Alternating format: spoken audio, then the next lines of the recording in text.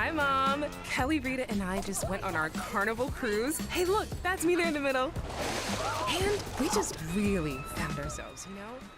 I got over my fear of bubbles. Thing on the other four. Hey everyone, it's Melanie. Welcome back to my channel. Today's video, we are gonna make your first quilt. Super excited about this little series where I think we're gonna do 4 videos, but we'll see. This will be video number 1, and we are gonna make your first quilt together. All right, so this is kind of what it looks like, patchwork made with a charm pack. Okay, so we're gonna take one of those daunting steps right out of your first quilt and use a pre-cut. That will allow us to just get right to sewing. So that's what we're gonna do for this first video. We're gonna get this top sewn together. Your first quilt. It's gonna be super.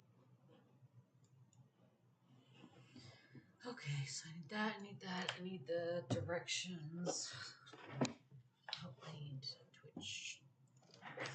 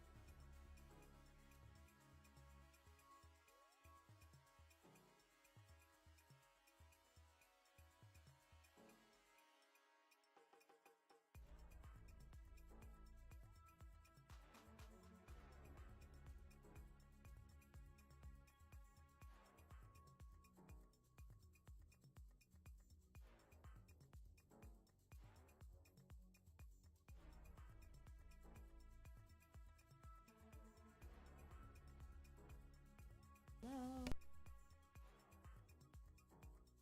Oh, there we go. Okay.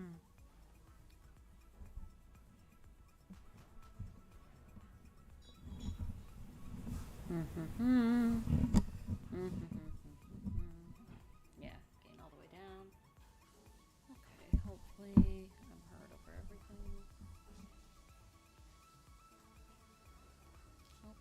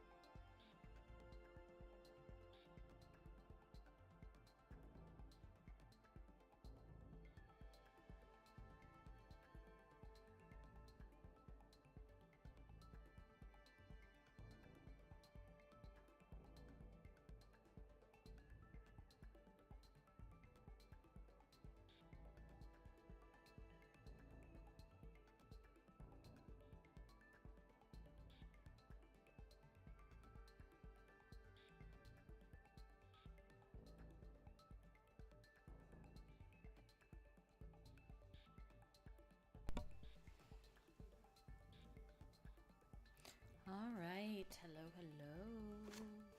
Is my gain too low? All right. Hello, hello. Is my gain too low? Ooh. Why am I hearing myself echo? We don't love that. Why am I hearing myself echo? Oh. We don't love that. Why? Oh.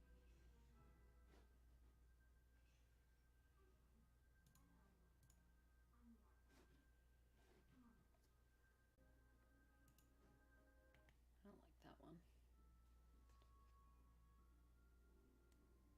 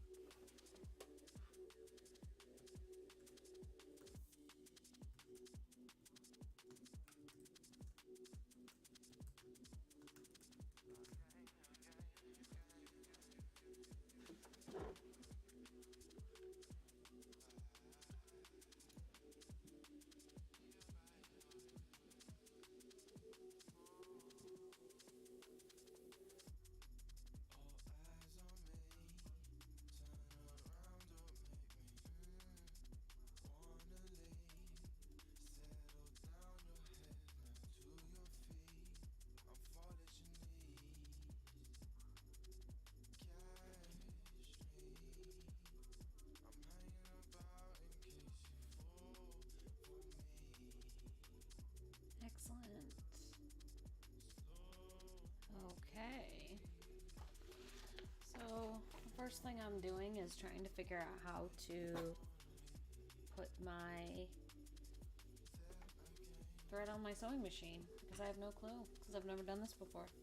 Okay, I can't say never. I did this 30 years ago. 30 years ago. I'm louder than that music, right? Yeah, looks like it.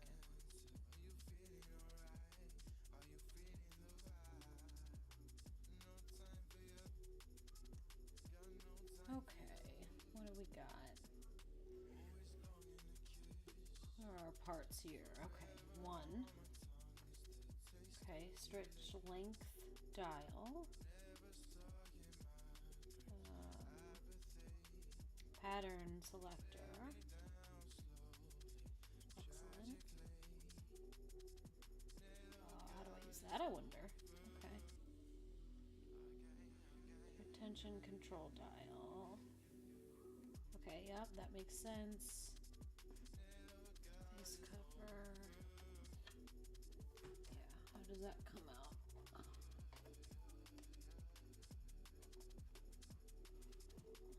Or does it not? It must. Okay, let's not break it, huh? Thread take up lever. Okay, yep, that makes sense. Set. Oh, is it? Okay. Oh. I see. 4. Okay. No, okay.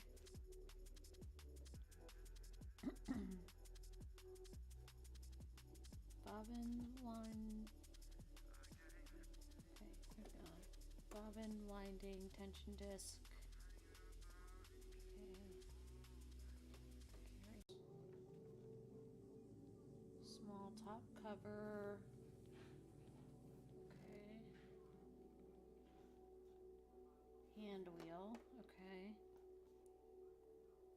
Power cord. Reverse stitch lever. Lots of things. Front cover. Little storage compartment. Yeah, is that? Ow.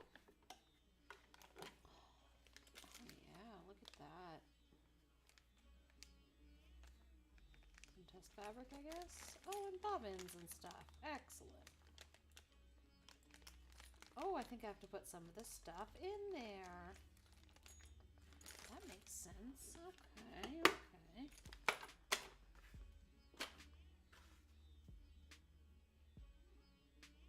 I might change the music. I don't know about the vibe.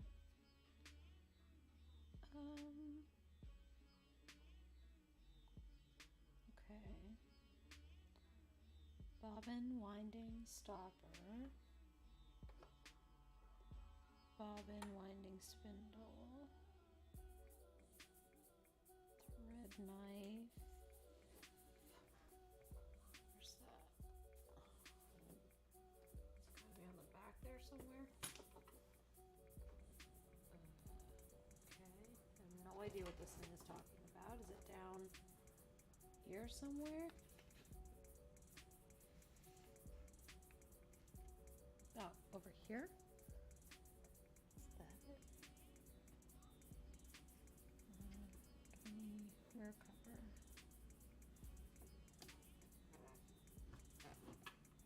Huh, okay. Automatic needle threader. Okay. Needle threader, thread guide. Wow, okay. Figure this out somehow. Accessories, bobbins, needle, guide, buttons.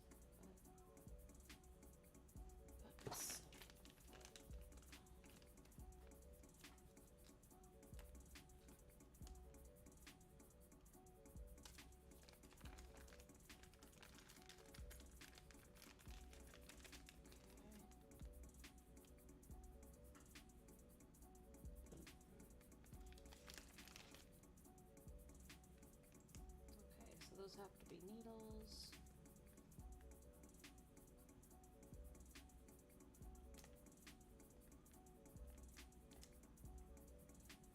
Power switch is set. I don't even know where the power switch is. Oh, right here.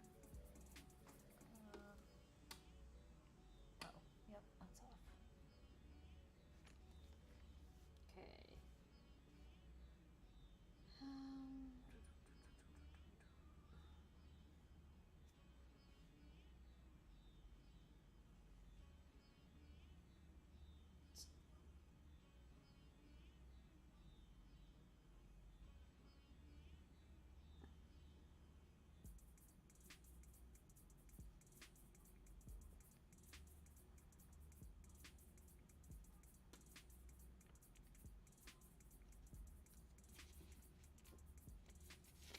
Oh, that's just the light?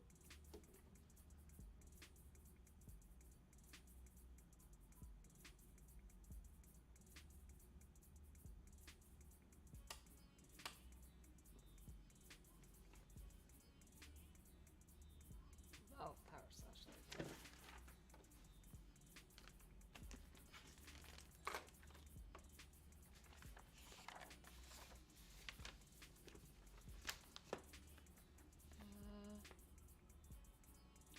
Oh, converting to free arm sewing. Oh, flatbed oars of. Whoop. Oops. What was that? Oh, nothing important. Okay.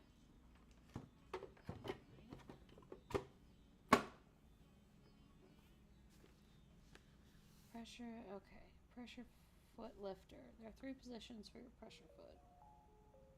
Raise the lifter.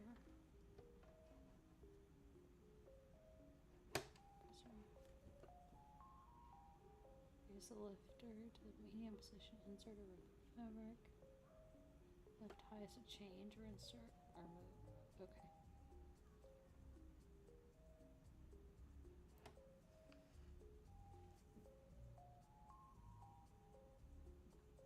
Lowering the feet teeth. Wait. There's nothing in there. Oh, in here. Oh, shoot. Okay.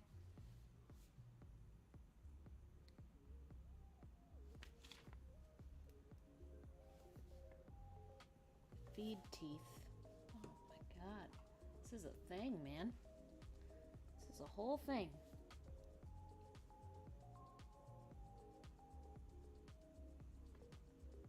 Feed teeth. This? Oh. Okay. Maybe? What is this? Yeah, it looks like something like that.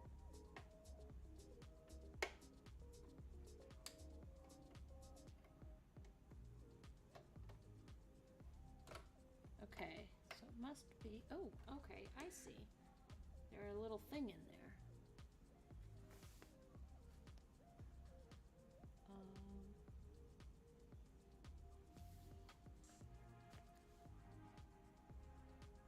Feed teeth must always be up for normal. Sewing. Up meaning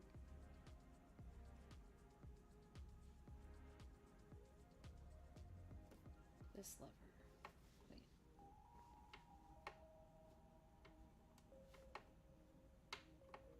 This lever here? What does that do?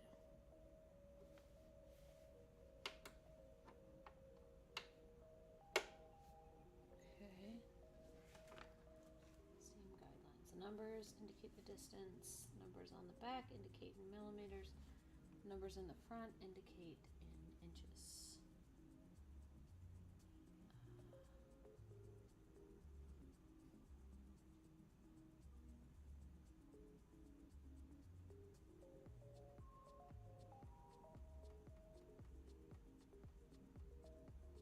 So that should be the 1/4 foot. Okay.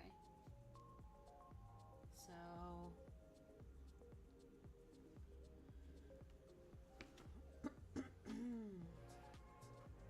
spool pins are used for holding the spool. To use, pull up the spool pin. Ah. Okay. I don't need to wind the bobbin today. I have one.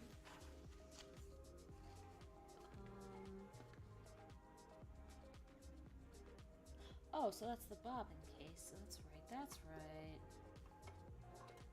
Oh, there's a bobbin in there. They didn't give me. That's really interesting. Why does it have thread in it? Okay.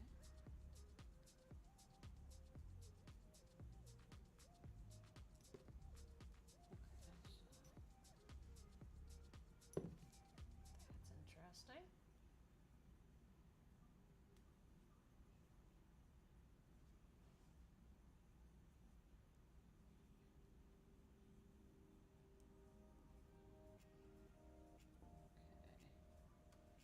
We'll worry about that in a little bit here.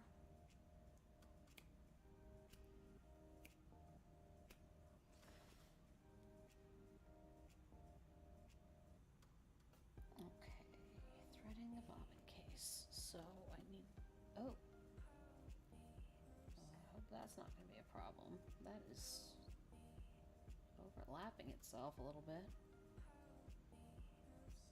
Okay, install the bobbin into the bobbin. Make sure the thread unwinds in the direction of arrow. Okay, gap. Direction. These directions suck.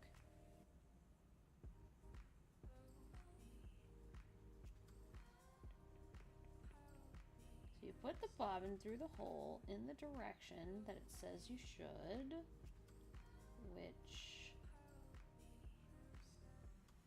I believe. Oh, unwinds clockwise. So, right? Yeah. Clockwise. Yeah, right? This way. Oop. Unwinds clockwise. No, that's going counter from the front.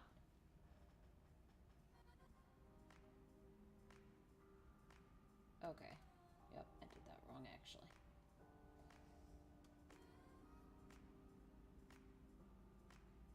I have no sense of direction at all, so this is fucking confusing.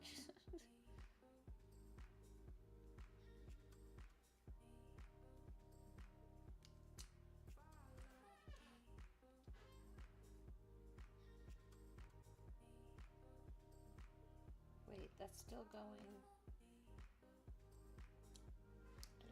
How did I do this wrong?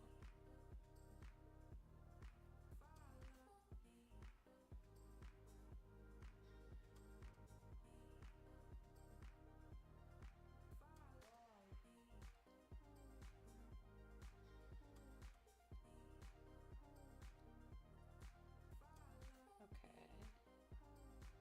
Maybe it was the way I was turning it.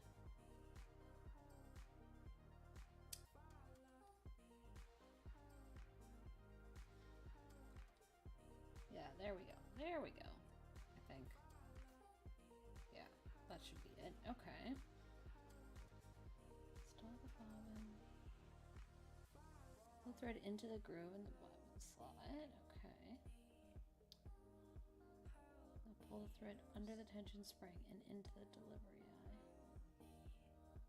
Under the tension spring. Where is the tension spring?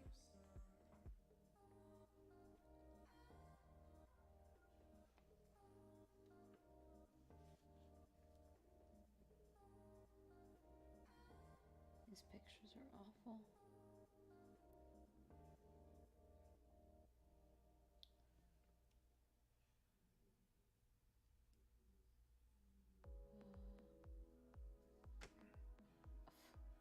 That reads in the weirdest way.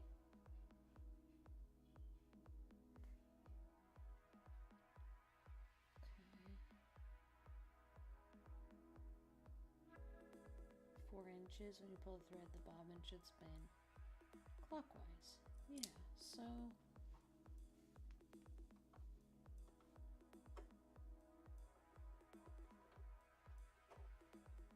okay. Well, okay.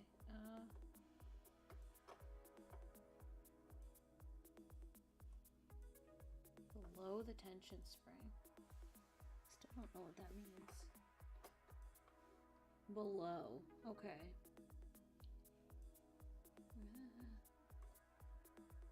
Oh, so maybe I was right over here below it?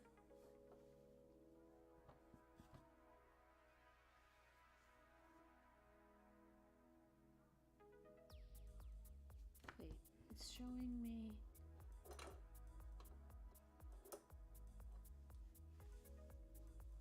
Showing me something here. Below the tension springs. That's tension spring. This one? Oh, that must be the tension spring. How does it go below that, though?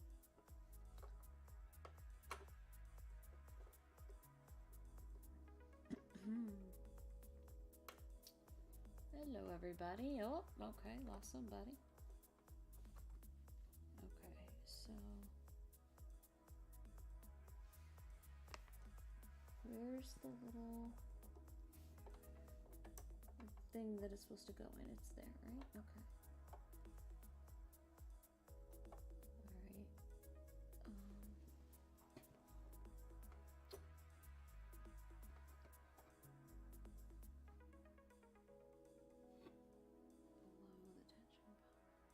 So like down here, I think, maybe.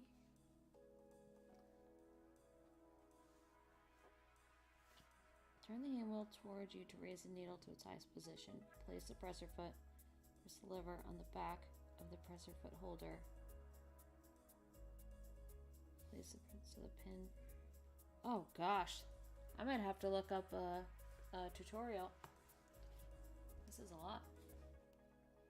What do I have here? I have a Singer SM024. Setting. Singer. Oh, come on.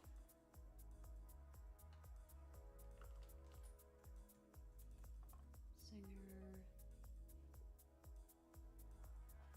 SM024.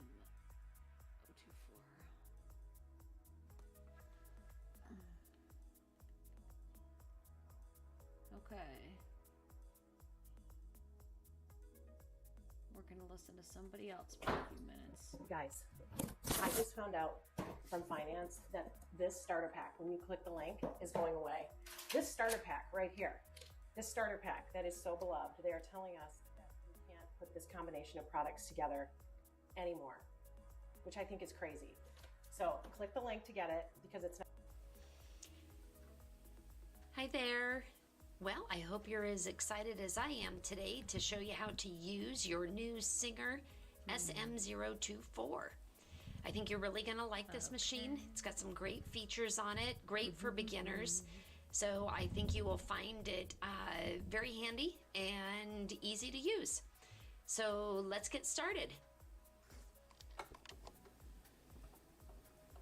Okay, so the first thing that we're going to do is we're going to just plug in your machine. Once you have it out and on the table, you'll notice that it comes with a foot and then your power cord. It's all one assembly. I never got my So water. the foot is going to go on the floor. That's your... Sorry, y'all, 1 second. Oop. I need water. Dry mouth.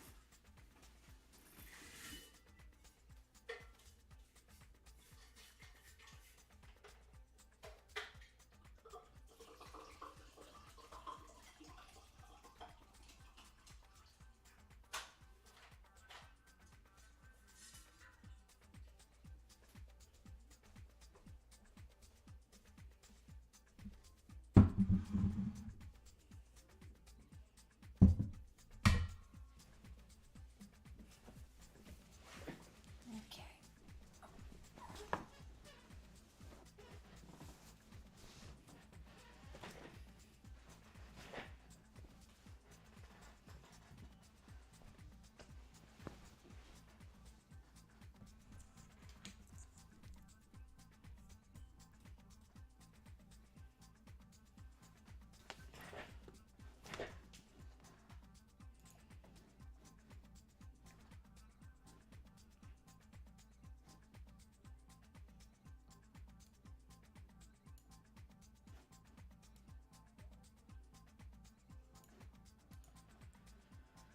Okay, how do I do this? Please teach me.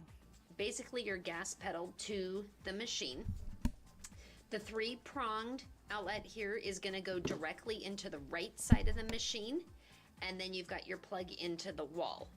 Once you have that all plugged in, there is a button on the right hand side of the machine right underneath the wheel that you can turn the machine on. Once you turn that on, the light will come on and you are good. So now that you have your machine all plugged in and the light on, we'll go through some basic setup procedures to get you on your way.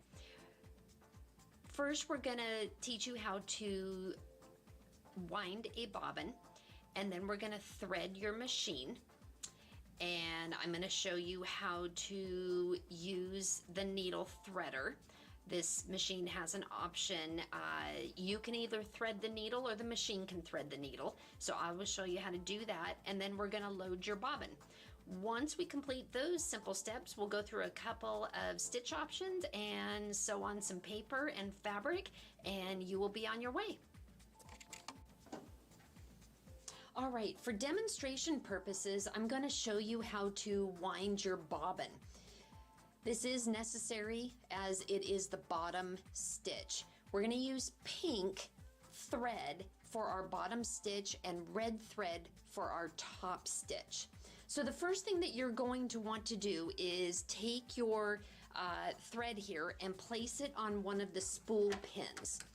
Once these spool pins go up and down, so you'll definitely want one up when you start to thread your machine, or anytime you're using the machine, you want your spool pin up. So then you're going to take your thread and you're going to wrap it around the tension disc right here. This tension disc is only used when winding the bobbin, so you won't use it at any other time. Once you have the thread wrapped around your tension disc, you're going to take your plastic bobbin, which is right here. It has a hole at the top or at the bottom. It doesn't matter which one you use, but you're going to just feed your thread How many right through times that did you hole. say to go around that tension Once bobbin? you I missed have it. it through the hole here, you're just going to come up, take your plastic bobbin, which is right here. It has a hole at the top or at the bottom. It doesn't matter which one you use, but you're going to just feed your and red thread for our top stitch. So the first thing that you're going to want to do is take your thread here and place it on one of the spool pins. These spool pins go up and down, so you'll definitely want one up when you start to thread your machine, or anytime you're using the machine, you want your spool pin up. So then you're going to take your thread and you're going to wrap it around the tension disc right here. This tension disc is only used when winding the bobbin, so you won't use it at any other time. Once you have the thread wrapped around your tension disc, you're going to take your plastic bobbin, which is right here. It has a hole at the top or at the bottom. It doesn't matter which one you use, but you're going to just feed your thread right through that hole. Once you have it through the hole here, you're just going to come over and place it on the bobbin pin right here. It just snaps down there. Okay, so once that is on there, in order for this bobbin to start to have the ability to wind, you have to engage this by moving it over to the right. This stops the lever from going up and down when it is in this position. So once you have it in this position, you're actually going to use your machine foot to wind the bobbin. So gently press down on the machine foot, and you're going to notice that it's going to start winding the bobbin. At some point you can stop it and you can just cut your little tail off. I know I'm supposed to be. Once you've loaded up this bobbin to how much ever you want, if it's a color that you're going to use quite a bit, just go ahead and fill it on up. You're just going to gently cut this off. You're going to move your bobbin back to the left position. That's going to engage the lever. So you're now if you were to press your machine foot, your needle will go up and down. So just take your bobbin off and you are ready to go. How do I'm so confused why I Okay, don't now have that this we here. have wound our bobbin with the pink thread, that's for the bottom stitch, we're going to actually thread the machine for the top stitch with red thread. So go ahead and place your thread on top I feel like I see of the it in spool there, but I pin. don't know how to get to it. Next, you're going to take your red thread and fit it right into this thread guide. That's step number one. Once it's in the thread guide, it's not going to come out. So if you need to take it out, you have to gently pull it out. I don't understand.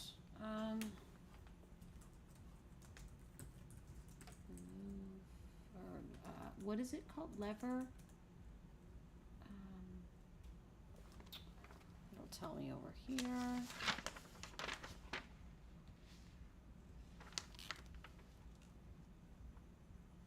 Okay, maybe. What was it?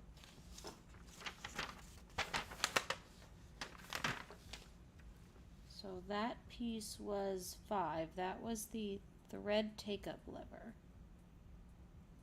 That's in there, and I can't get to it, and I don't know why.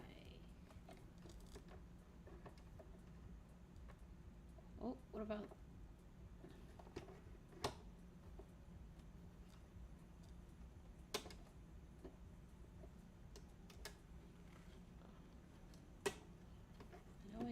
this whole thing somehow.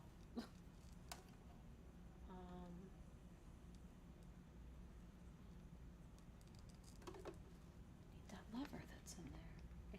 I see it there with plastic on it. But I don't know how this is. No, that's not a thing.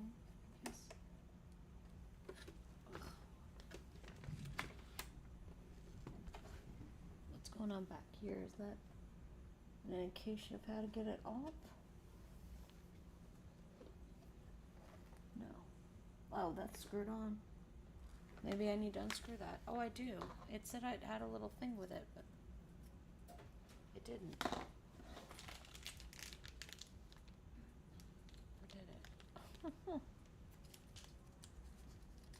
this? Oh, is this a little screwdriver?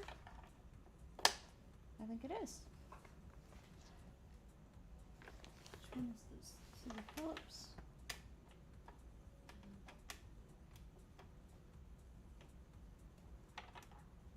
Oh yeah, so it's this one.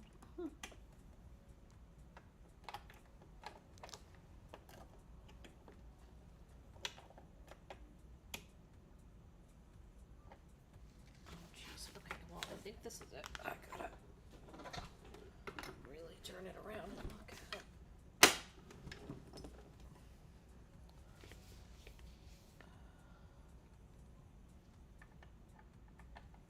Oh, I see.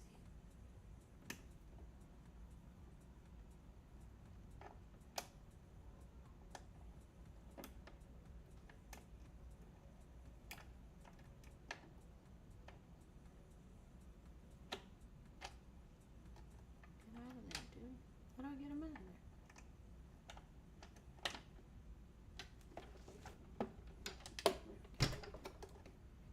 Do you come off now? Oh, jeez.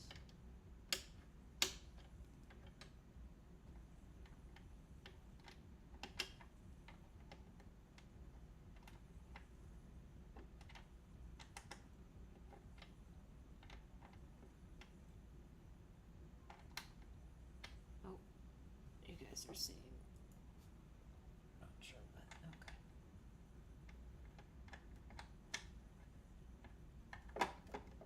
Yeah, that makes it come right off.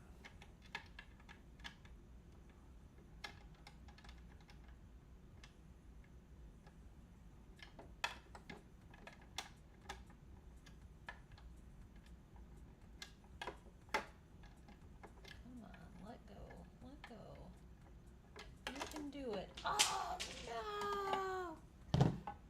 Siren just learned a lesson about catching screws.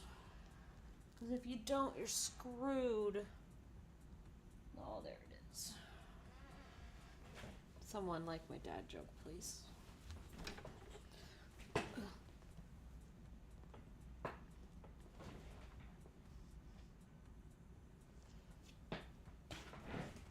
My own boyfriend didn't even like my dad joke.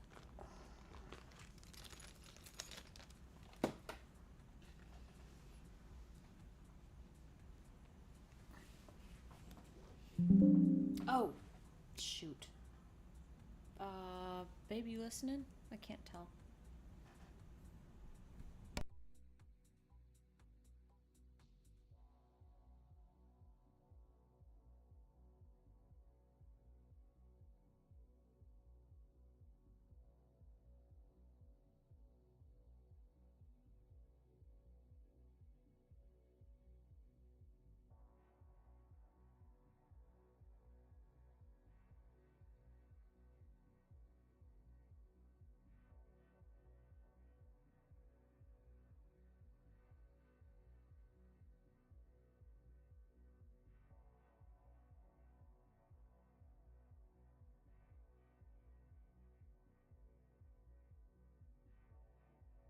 Just 1 second, guys. I need a power pack for my laptop.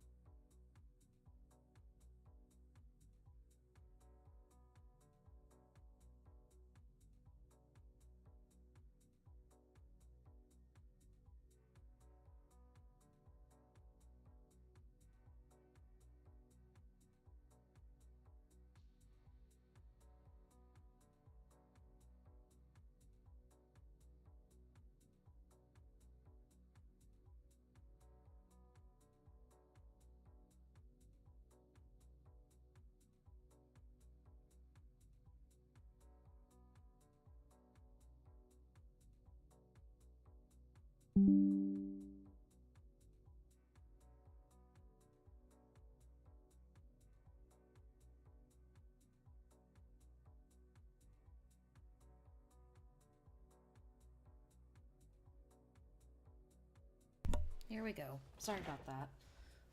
We're like in it. And then, yeah. Okay.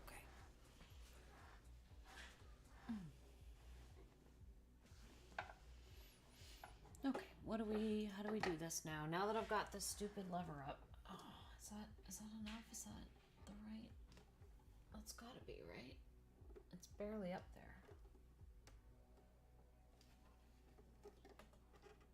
Okay, that's gotta be good enough. Please tell me I can put this back on now.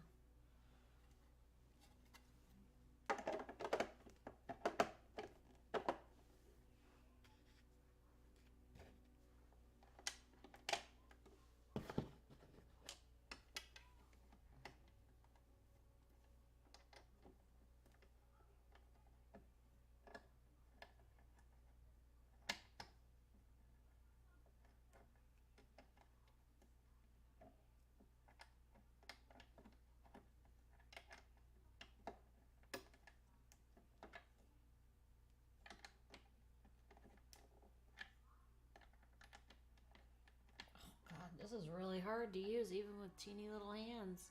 I'm telling you.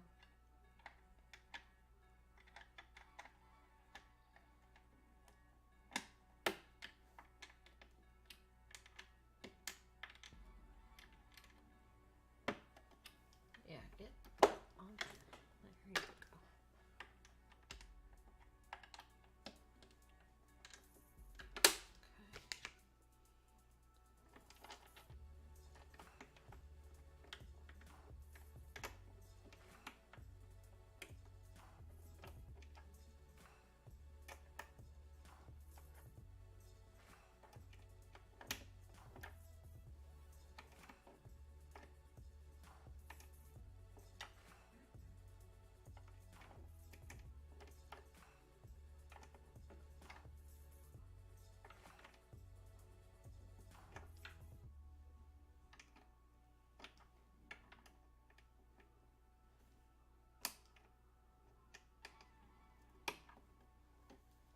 Okay, excellent.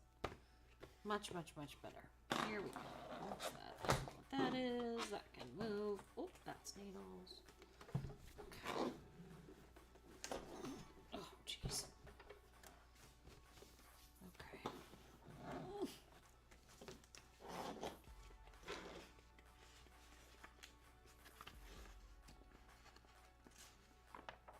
So, oh, was I even looking at this? No.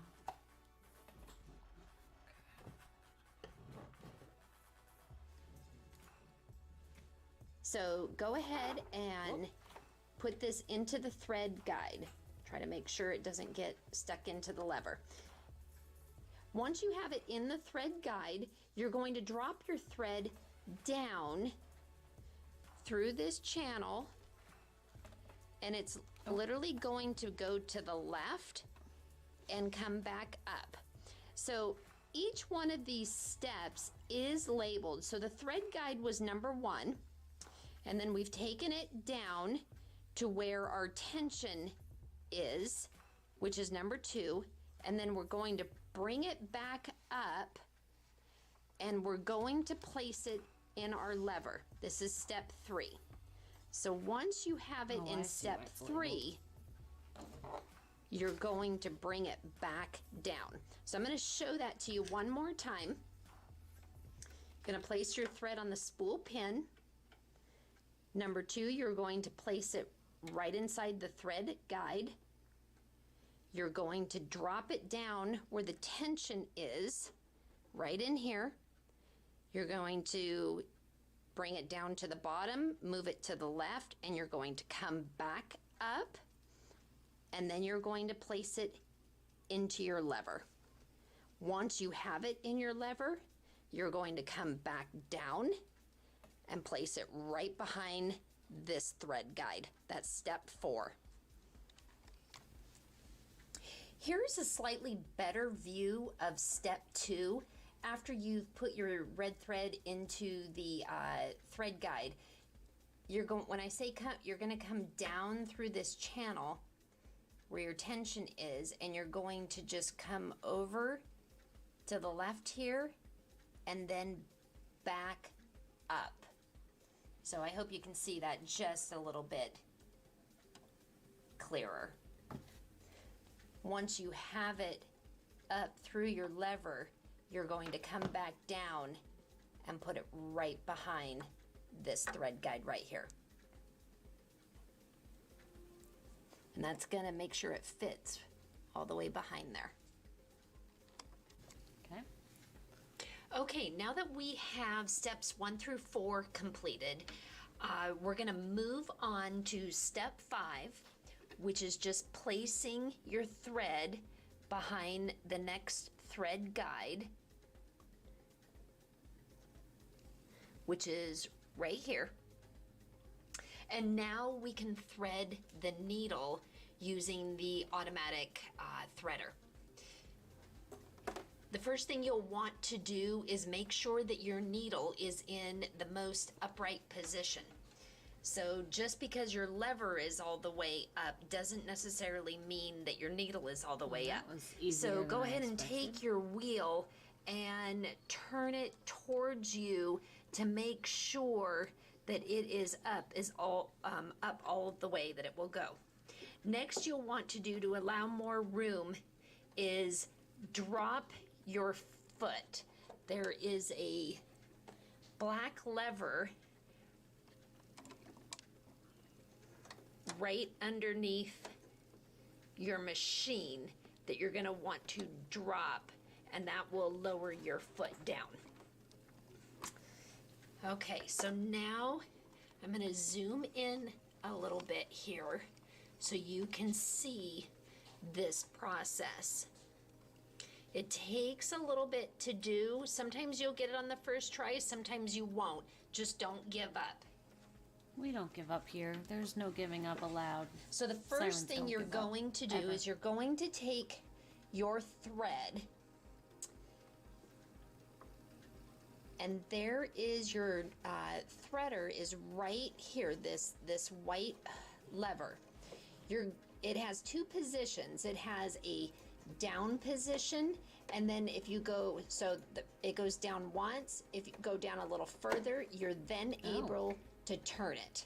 Okay, so what we're gonna do is you're gonna bring this down, and you're gonna take your thread and you're gonna go right over the top of your little duck head. Okay, so you're gonna take it right over the top of the duck head, and then you're going to duck head, and then you're gonna come under the beak, just like that. So once again, you're gonna take your thread, go over the top of the duck head, under the beak.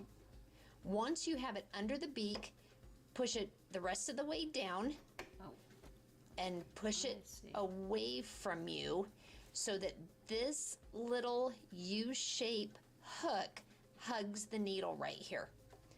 Once that hugs the needle, you're going to take your thread and you're going to go right underneath that hook. Okay? Once you have it underneath the hook, you're going to hold the thread up, just like that. I don't want to force Okay? If you hold it too far down, it's not going to work. So you're going to want to hold it up. The next thing you're going to do is you're going to let go of this. It's going to stay, and then you're gently going to kind of tap it towards you, and you're going to see the thread is actually going to go inside the needle. So let's see if we can get this to work.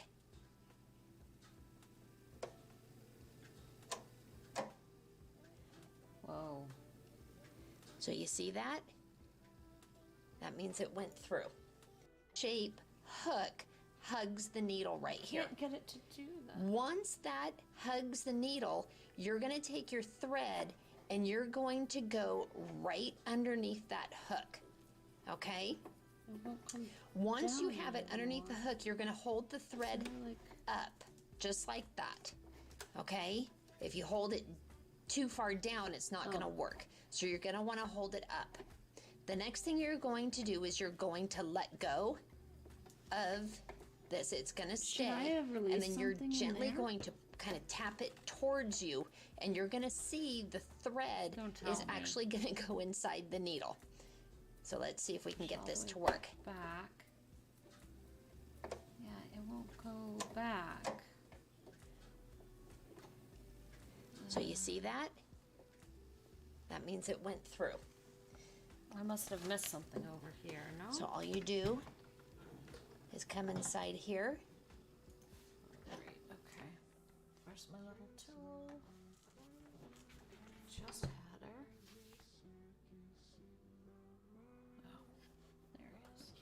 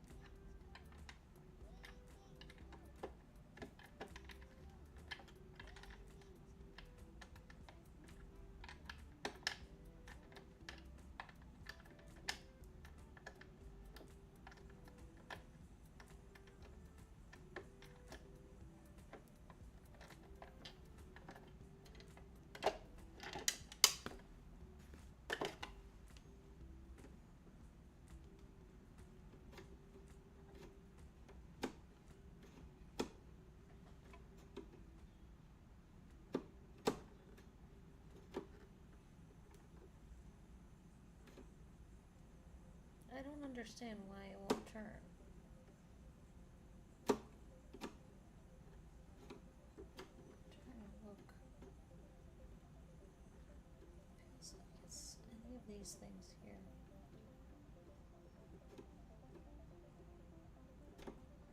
And what is this piece called? Maybe I need to look this up.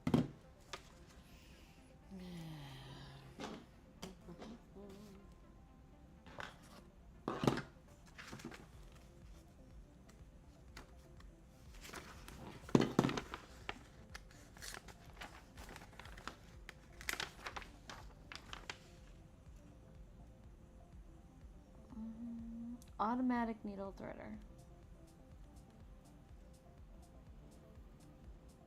Do I have to use it? That's the question.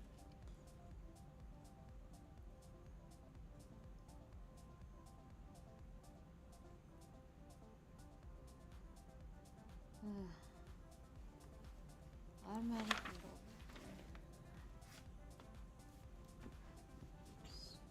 I don't know if it matters. It must though, right? Needle.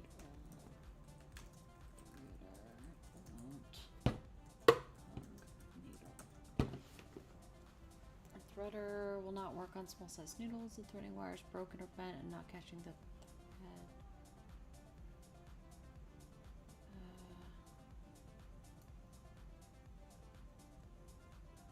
Won't turn. Is that maybe better?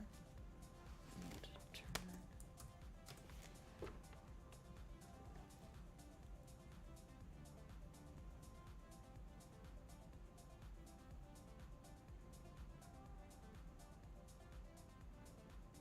Oh, got it, got it, got it, got it, got it. That makes sense. That makes sense.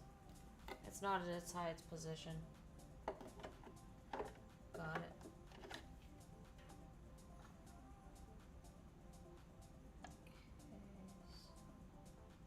Well, that's interesting. The way that goes up and catches that. Okay.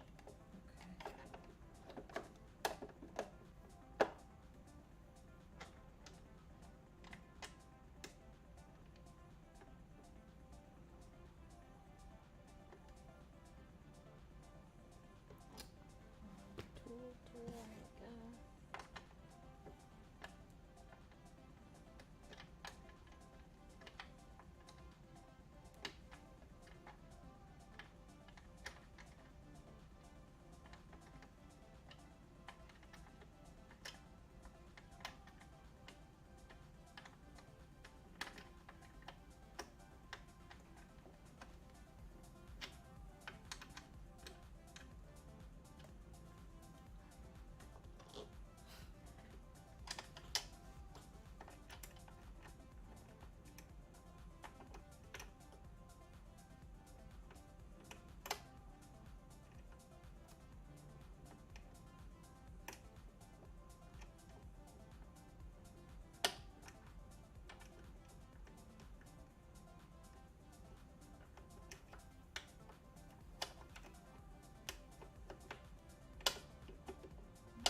totally zoning out now. Just doing this thing here.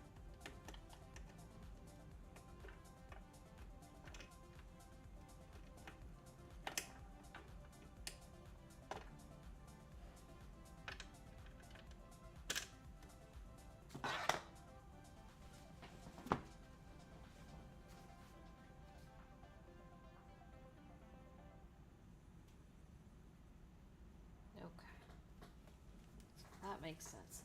So our needle is not up high enough, it looks like. Yep. That makes sense. Ah, got it. Okay. So,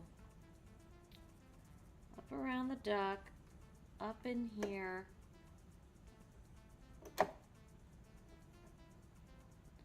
And then what? What did she say? Let's try this again. You, and you're gonna see the thread is actually gonna go inside the needle. So let's see if we can get this to work. We just hold it right below it.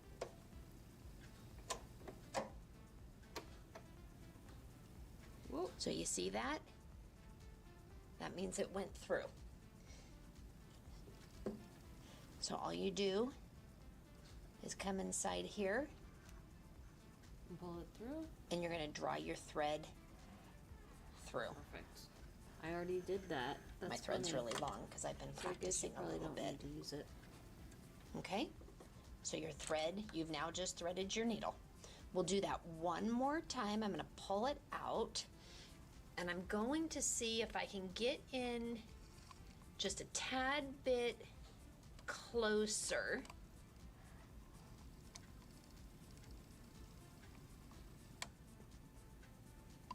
So you can see this process a little bit closer.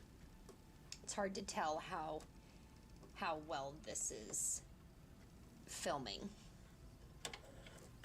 So let's get a little bit more thread here. Get it behind that thread guide. Okay, so we're gonna bring our threader down. We're gonna come over the top of the duck head. So you're not going behind the needle, you're going in front of the needle. All right, so the last step of this process is we just need to put our thread into where the bobbin goes. So we're gonna thread your bobbin so we get that bottom stitch. Okay, so you're going to take this arm off right here. This just comes right off and it pops right back on. This is going to be handy for you when you're sewing pant legs or sleeves, anything that might need to just fit around here where you have a tight fit and that you need to stitch all the way around something. It's not flat.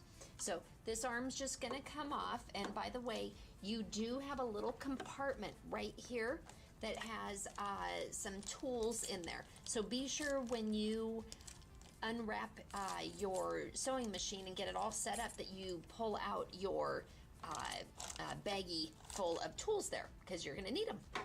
So go ahead and take off the arm. Your bobbin is located in the secret compartment right down here. It isn't visible to the top. Older machines, you can see the bobbin visible on the top of the machine. This one has a nice little compartment down below that makes it easy. And actually threading the bobbin is quite simple on this machine. So let's get a different angle and a close-up, and I'll show you how to put that together. So now that you have your machine threaded, your needle is threaded, we're going to now place your bobbin with your pink thread in this little compartment right here. So the first thing that you're going to do is you're going to notice that this has a little hook right here about 9 o'clock, okay? This arm always stays at 12 o'clock. It's got a little notch that it fits right into. So to take this bobbin holder out, you're just going to open that latch right there and it's going to slide out for you, okay? So you're just going to take it out. Once we put the bobbin in, or the threaded bobbin in, you're just going to put it back on here. To get it back in, you do have, it won't just push back in. You do have to hold up on this little hook here and then push it back in. So it just fits right back on That there. explains why it wouldn't. So pop go ahead in. and pop that off. Okay, you have it off. Just set it down for a second. You're going to take your thread, and the easiest way I have found to do this is to make a figure 6.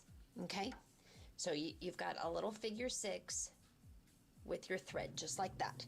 Okay, once you have that done, you're going to take your bobbin here, and you're going to keep that in the noon position and this over at 9 o'clock, and you're just going to set that right on top of there. Okay, so once you have it on top, you're going to notice that a little bit on the left hand side, so right where that latch was at 9 o'clock, okay, if you flip it over here, there is a little slit right here, okay? That's where your thread is gonna go. So you're actually going to put your thread in that little notch, okay? Then you're gonna notice that there is a slight, this metal piece right here fits really snug on here, but you need to get your thread underneath this piece right here. It's easy to do. Just kind of hold the bobbin, the back of the bobbin here. Just kind of hold it with your fingers so it doesn't move. And then take your thread and you're literally going to pull it until it slides in there. Okay? It's probably going to stop a little bit. It's going to stop short of where you need it to go. Okay? Once your thread underneath this piece right here. It's easy to do. Just kind of hold the bobbin, the back of the bobbin here, just kind of hold it with your fingers so it doesn't move, and then take your thread and you're literally gonna pull it until it slides in there. Okay, it's probably gonna stop a little bit. It's gonna stop short of where you need it to go. Okay, once it stops short, just pull it down like that and it snaps right on in there. Did you see that? I'll do it one more time. Okay, let me get this back out. Pull that out. We'll do this one more time. No, that's good. That is good. You're going to come over here and turn it just ever so slightly and find that notch right here. Slide it right in there and pull it. So now it's in there good. Okay? So once you have that in there, just drop your thread so it's on the left side. Okay? You're going to take it and you're going to place it back on here. You're going to take this little hook, open it up, push your bobbin back in. Sorry, I'm trying to keep my fingers out of the way so you can kind of see it and get a real good close-up. So now that that is in there, we're going to zoom out just a tad. Okay, so now our goal is to get this pink thread up underneath this plate. Okay, you don't thread it yourself. You're going to let the machine thread it. Do not use your foot for this next process. Your floor foot. Do not use that. You're going to use your wheel. So you're going to turn your wheel with your right hand. Okay. And what we're going to do is we're going to take the needle here that has the red thread, and we're actually going to turn the wheel towards us so that this needle is going to go down, and what it's going to do is it's going to grab this pink thread.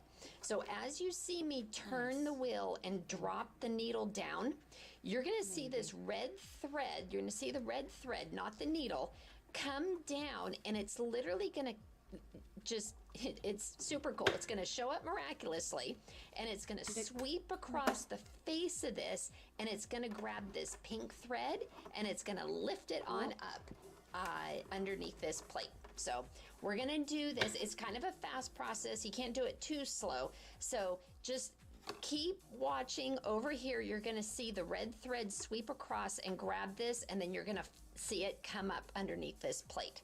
So we're going to give this a try right now. Pull that through. All right, bringing the wheel towards us, down, keep going down. Here comes the thread. There it goes. If you see it, and it's going to come right on I think it up. should be tangled like that. I think it's supposed to just go freely. There it is, right there. We're going to do that again because I was accidentally holding on to the pink thread. Okay, so that should be it. Okay, we're going to try that again. And my fault for holding on to the pink thread. You just want to lightly hold on to the pink thread here. So we're going to try this again. You're going to take your wheel and you're going to draw it towards you. So start turning it towards you. It's going to drop the needle down. The red thread is then going to go down and it's going to swoop right across the front here. It's going to grab this pink thread, and if you're not holding on to it like I was, it'll shoot right up underneath the plate there. Okay, so here we go. Bring it down. There it goes. And then you're going to grab it up that pink thread. You can then pull on this. Doesn't like it when you go slow. Oh, there it goes. So that's why it likes you to go kind of quick when you do this. So you're just going to drop it down, let it swoop over, and let it draw on up. So now that we have our bobbin threaded, we can go ahead and close the cover here, and we can put our arm back on, and we will go through a couple of stitches and get you on your way. Why am I having trouble with this cover? Okay, now that you're all set up with properly threading the machine, it's time to start actually sewing. Oh, I didn't. So your machine actually comes with 24 different stitches, okay? Each stitch has a letter that is indicated right above it. So if you want a straight stitch, that's A and B. And then you've got a zigzag for C and D. That is the question, and so ladies, forth. gents, and So in order to anything get the different stitches, between, you'll of always want to course. make sure that your needle is in the upright position. So needle in the upright position, and your foot is doing up. it. Once your needle is up, and again, you can just turn this to make sure that it's already in the upright position. So let's say you wanted stitch pretty A, straight just stitch, a regular people. Straight stitch. So you're going to turn this dial right here to A. So this green That is a really right straight here, stitch. 1 through 4 Oh, yeah. is all of your green stitches right here. So Okay. in I order, remember this when part. you pick This is a like riding a stitch bike that you now. want, so let's say A is what you want, you're going got to turn this this. dial so it's on A. So every time you adjust gotta go this back dial, to the you're going to quilting see your videos. needle move. That's why it's important to keep your needle in the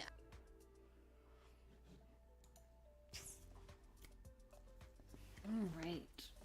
Quilting. I should give this girl a subscription, the one I was watching. Quilting. Beginners quilting. Where's YouTube? I'm so silly. YouTube.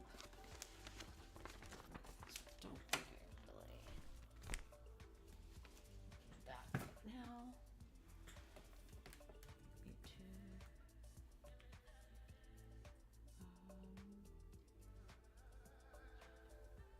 Beginner quilting tutorials.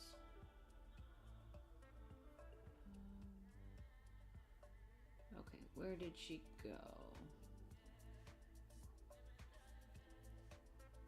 I don't know why I'm using this. Okay, so we're probably just looking at part 1. When you're busy dealing with groceries, you can miss a few things. See, you missed that, didn't you? With Hey everyone, it's Melanie. she's super Welcome back to my channel. quiet. Today's video, we are gonna make your first quilt. All right. Super excited about this little series where I think we're gonna do 4 videos. All right, but all right, we'll all right. see. This will be video number 1, and we are gonna make your first quilt together. All right, so this is kind of what it looks like. Patchwork made with a charm pack. Okay, so we're gonna take one of those daunting steps right out of your first quilt and use a pre-cut. That will allow us to just get right to sewing. So that's what we're gonna do for this first video. We're gonna get this top sewn together. Your first quilt. It's gonna be super fun. And then I'm gonna show you how to baste it and quilt it and bind it and all that good stuff. But I'm gonna walk you through really slow. So this is gonna be a series meant for those of you that have always wanted to learn how to make a quilt. And so this is gonna be like absolute beginner. I'm gonna go super, super slow. I also wanted to tell you guys about my 5 Days to Better Quilting free mini class. So this is a You're not little gonna mini get class any I've of that. offered for ya. Let's make your first quilt. Hey everyone, so today's video is going to be how to make your very first quilt. So I'm going to walk you through all the steps, and my biggest recommendation when you're making your very first quilt is to start with the charm pack. So we are going to be making a basic patchwork small quilt, nothing too unmanageable. So I want you to find a charm pack, and charm packs are 5-inch squares, and they're already pre-cut for you in the entire line of fabric. So there's lots of them to choose from. I'm gonna actually be using this one from the fabric line Catterday. So that's what it's gonna look like. But any other charm pack that you would like to use, pick one out. They should have about 42 pieces in there. They're all about the same size. So find one of these, and then we will head over to the sewing machine. So actually, before we head to the sewing machine, we wanna do our layout. So we wanna take this apart and find a dining table, a floor, a clean surface of some kind to lay out your fabric. So play around with your layout, and as long as you have 42 squares in your charm pack, I want you to arrange it so that you have 6 squares across and 7 squares going down. So go ahead and get your layout figured out, and then we're gonna organize everything and head over to the sewing machine. The great thing about the charm packs is that they're pre-cut for you, so that takes a whole step out. So when you're very first getting into quilting, it's a great start. Okay, so here's my layout. I just did this on the floor of my sewing room, so you don't need anything super fancy. Now I'm going to show you how to organize your stacks of fabric. That way you can take everything over to the sewing machine and you won't have to keep getting up and down. The first thing that you want to do though is take a picture, because inevitably my cat comes along and knocks over a stack or something happens, and this way you'll just have a backup plan so that you can refer to it in case you need to. This also helps you sort of determine if you want to change anything in your placement. For example, you know, I'm okay with this, but this is a little bit of a solid block down here. I maybe would want to move some things around. So you can kind of check it out that way. All right, so this is how I like to organize my stacks. And if you find a different way of doing it that works better for you, feel free to do that instead. So what I like to do is take 2 columns at a time. So I place right sides together. So right side on top of the right side. And then I stack from the top going down. Oh, she stacks it opposite. Okay. So then I will know that I need to sew along this right edge, and that this is the top fabric of columns 1 and 2. So then what I'll do is I'll go and do the same thing on the other 4 columns, and I'll stack them and label them. That way we can head to the sewing machine and not have to worry about getting things misplaced. We don't have to get up and down. Everything is there. We could just zoom through and get everything sewn. All right, now here we go. We've got our 3 stacks. I labeled them. Column 1 and 2, 3 and 4, 5 and 6. So we're gonna put 3, 4, 5, and 6 aside for now. And here's column 1 and 2. Now I'm going to teach you a technique called chain piecing, and this is a lifesaver when it comes to quilting, and it makes it go really fast, very efficient. You don't use up too much thread, so it's great. You can use a thread that is whatever you like. I use Aurifil, and I like a kind of soft dove gray like this, especially when I'm using lots of different colors from my fabric line. So if you're using all very light colors, you could use white, or all very dark colors, just something that coordinates with everything. So the way chain piecing works is you're going to grab your first 2 pieces of fabric. Remember, everything should be the right direction. We know we need to sew down the right side. We are going to line up our edges, and we're going to measure our 1/4 inch seam. So everything with quilting is 1/4 inch seam allowance. And we're going to measure that from the edge of our fabric. So if you have a pinked edge, this little zigzag edge is called a pinked edge. And if you have that, we're going to measure that 1/4 inch from the outside of that, not from the inside of that zigzag. Okay, So I'm going to place this underneath my presser foot. Don't worry, I will get a close up. I'm just going to do it. And I'm going to use a piecing foot, but many of you as a beginner quilter may not have a piecing foot for your sewing machine. And a piecing foot just means that it's already a perfect 1/4 inch. So I'm going to show you how to use your plate that comes on your sewing machine. So right down here on this plate, this says 1-4. I have washed this You'll before, see it so on I'm your gonna kinda machine. just start. And I'm going to line up my edges Oh, with but that I'm gonna line. chain, So there's no need to so- backstitch with piecing quilting, and then we It will doesn't. sew that through.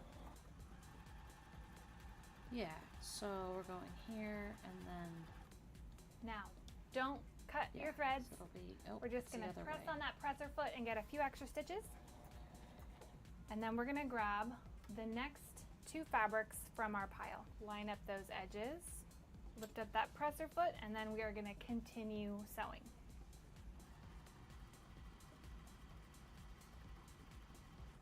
Now, occasionally pre-cuts are not cut perfectly, and so that's okay. We are going to kind of watch out for that in our next step. But if you see some edges that aren't quite lining up, don't stress out.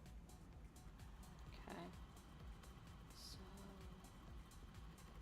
And you're going to just keep doing this chain piecing with What did all of I your figure fabrics out here? until you get to the end of your 2 columns. I see. And I'll meet So you there. then All this right, will I've go just out finished my like last that. one. Now we can lift up our presser foot, Okay. take it off. So we're just gonna do that now.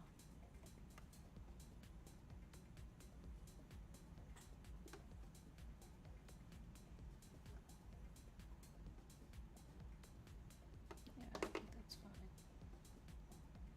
'Cause otherwise this is just gonna fall apart. I had it fine and I messed with it because I'm silly. Okay.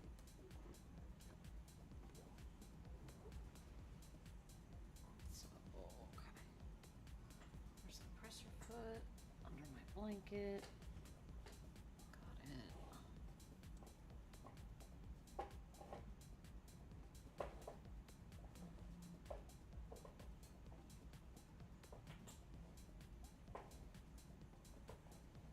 It's a little awkward. Okay. Whoop. That's not gonna work.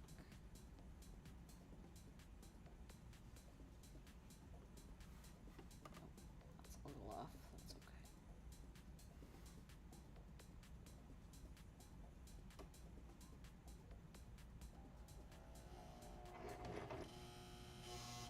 Oh, are you stuck? What are you doing here?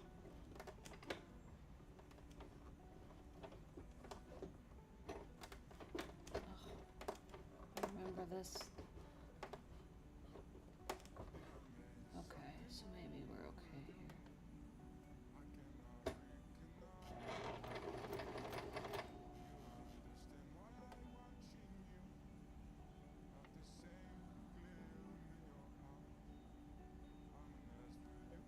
So what do I go off of here, I wonder?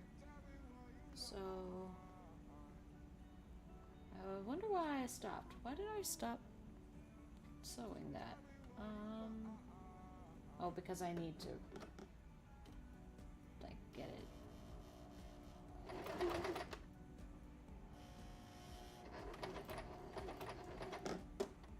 One more time, I think. Okay, well, that might be an issue. Oop, that's not straight, is it?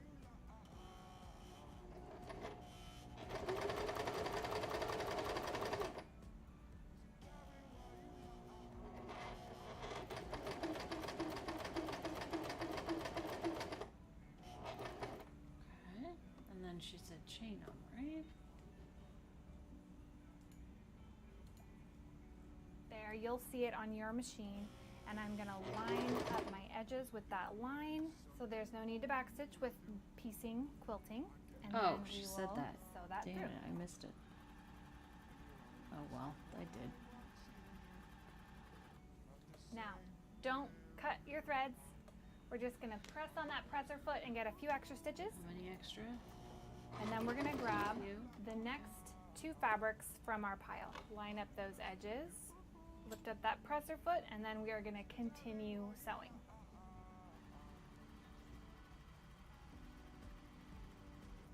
Now, occasionally pre-cuts are not cut perfectly, and so that's okay. We are gonna kind of watch out for that in our next step. But if you see some edges that aren't quite lining up, don't stress out.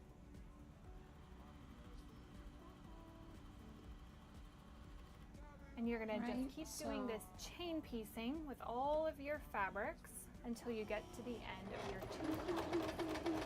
There. All right, I just finished my last one. Now we can lift up our presser foot, take it off the machine, and use your thread cutter or whatever you have to cut that thread. So now I have one of these little guys that helps me cut everything, but just regular old scissors will work just fine. So I'm gonna go through and just remember that Which you one need to is the keep good the side? last I one think you it's did is one that that goes on the one. bottom, because the first fabric you fed through the machine was from the top of the quilt. So as we go down, that way we can stay nice and organized. And you always know that the seam is on the right hand side in case you got confused. So here is my stack, and I'm gonna put my label back on there just in case. And you know, sometimes I even like to pin it because my little cat Jack, he's a little feisty one sometimes. So I'm gonna put this aside, and now I'm gonna follow that exact same method for the remaining stacks of I feel fabric comfortable. that We I can have. start And something of course, else. if you wanted to use 2 charm packs or 3 charm packs to make a nice big quilt, Anybody in chat got anything you want me to watch or react to? I have some stuff lined up, but okay.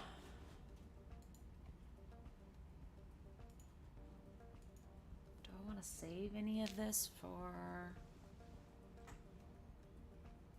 Oh, you know what? Let's do this one. This one's super chill. We're gonna do this one. I don't know how many people in chat know David Pakman. He's amazing. He's just very, whoops. The wait is over. Gene. Whoop. Next time you see this plant. He's just very like calm all the time. Like he's the kind of person that you wonder if they ever get mad. And very reserved. Yeah. Where's that soundtrack? Come back here. You're a little soft, aren't you? Whoop. Okay. And Dr. K, who is a mental health, he's a psychiatrist, and he has a huge community, and he does a lot of good work. There's coaching. There's coaching and all that good stuff.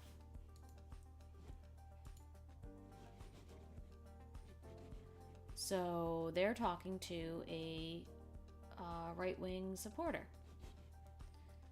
And it's really interesting because he's really just one of those, like, just stay away from me.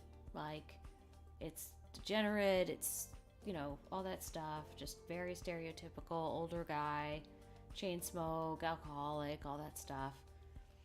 Especially take note of the way David Pakman responds to the way this man is introduced. This is someone from the David Pakman show, I believe, someone that regularly calls in, and they think of him fondly in a way. So let's just gonna chill out, sew and watch, and then I'll pause this when we move on to the next row. No.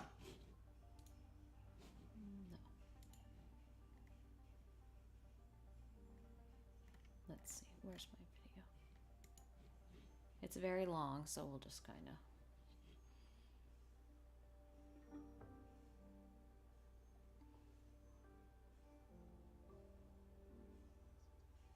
So today we're going to do something fun and something different, something I'm really looking forward to.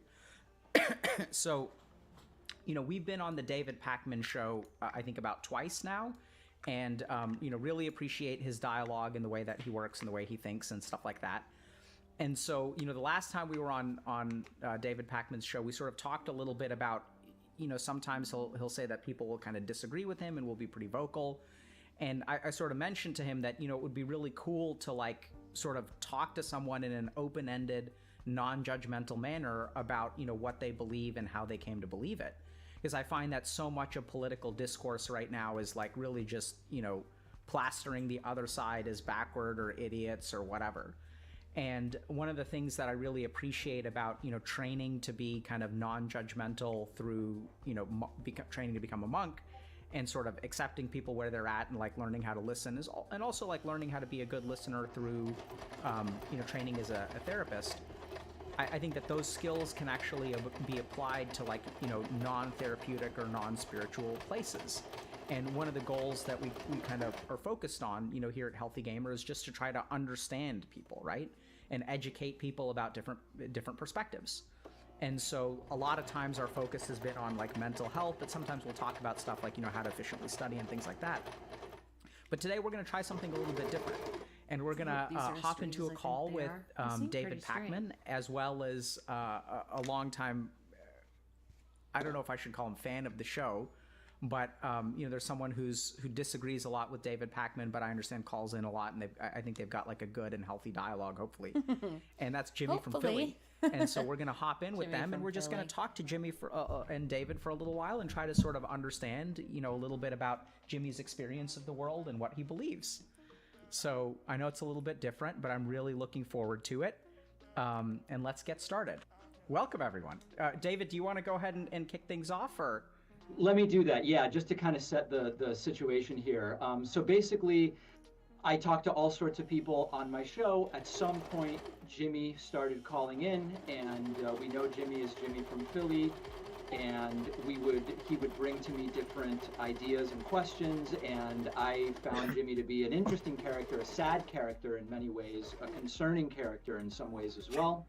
I think our rapport is sort of okay, although Jimmy does regularly say, you know, homophobic things, transphobic things, racist things, etc. And I think there's probably a lot to dig into there about the sort of origins or oranges of that. A couple things I'll mention about, you know, our dialogue with Jimmy. Jimmy has talked to me about his problems with alcohol, and you guys can probably see he's got some bottles there over his right shoulder, and that's something I've talked to Jimmy about before. Jimmy has talked about how he has a daughter, but at least at one point wasn't allowed to see her because of some physical violence that Jimmy was at least I'll say he was accused of, and we'll maybe leave it to Jimmy to tell us more about the specifics of that.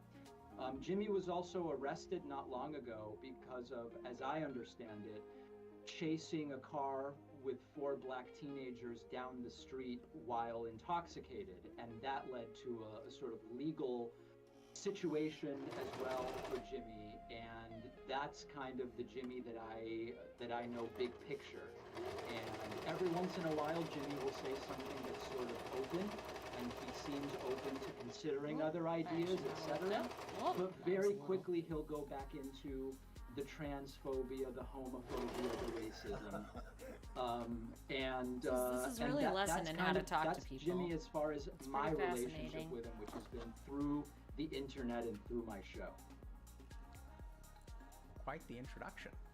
So I want to just clarify a couple things. So I noticed, you know, David mentioned like alcohol use and things like that. So just to clarify and make sure we're all on the same page, Jimmy, I am a psychiatrist. But my understanding of this conversation is that, you know, I'm not here because David's here too. We're gonna just 3 people having a conversation.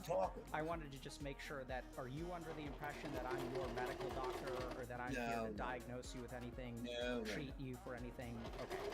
So we're just gonna have a conversation and try to understand each other better. So the goal of what we do, the reason I stream is just so that we can try to understand people better and share that understanding with everyone who's watching.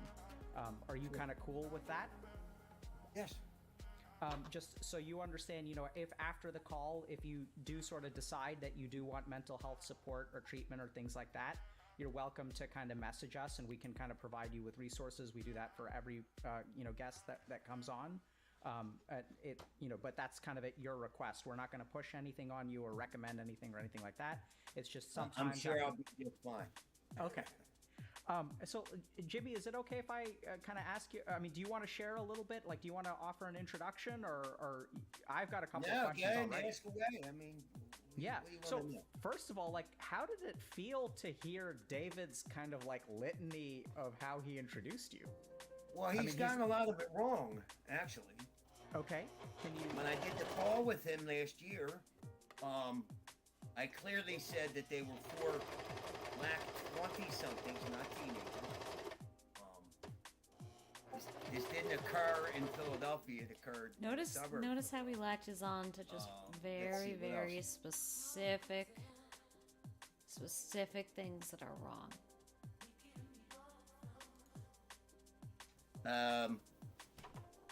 I was arrested for public drunkenness, but I beat the case. They had a video of me going after a car. It doesn't prove that I was drunk. Hurts my back. They arrested me because I was off my property. The video showed them that I was off the property, and they said I was publicly drunk. The video showed that I was angry, not that I was drunk. I was drunk, but I was very.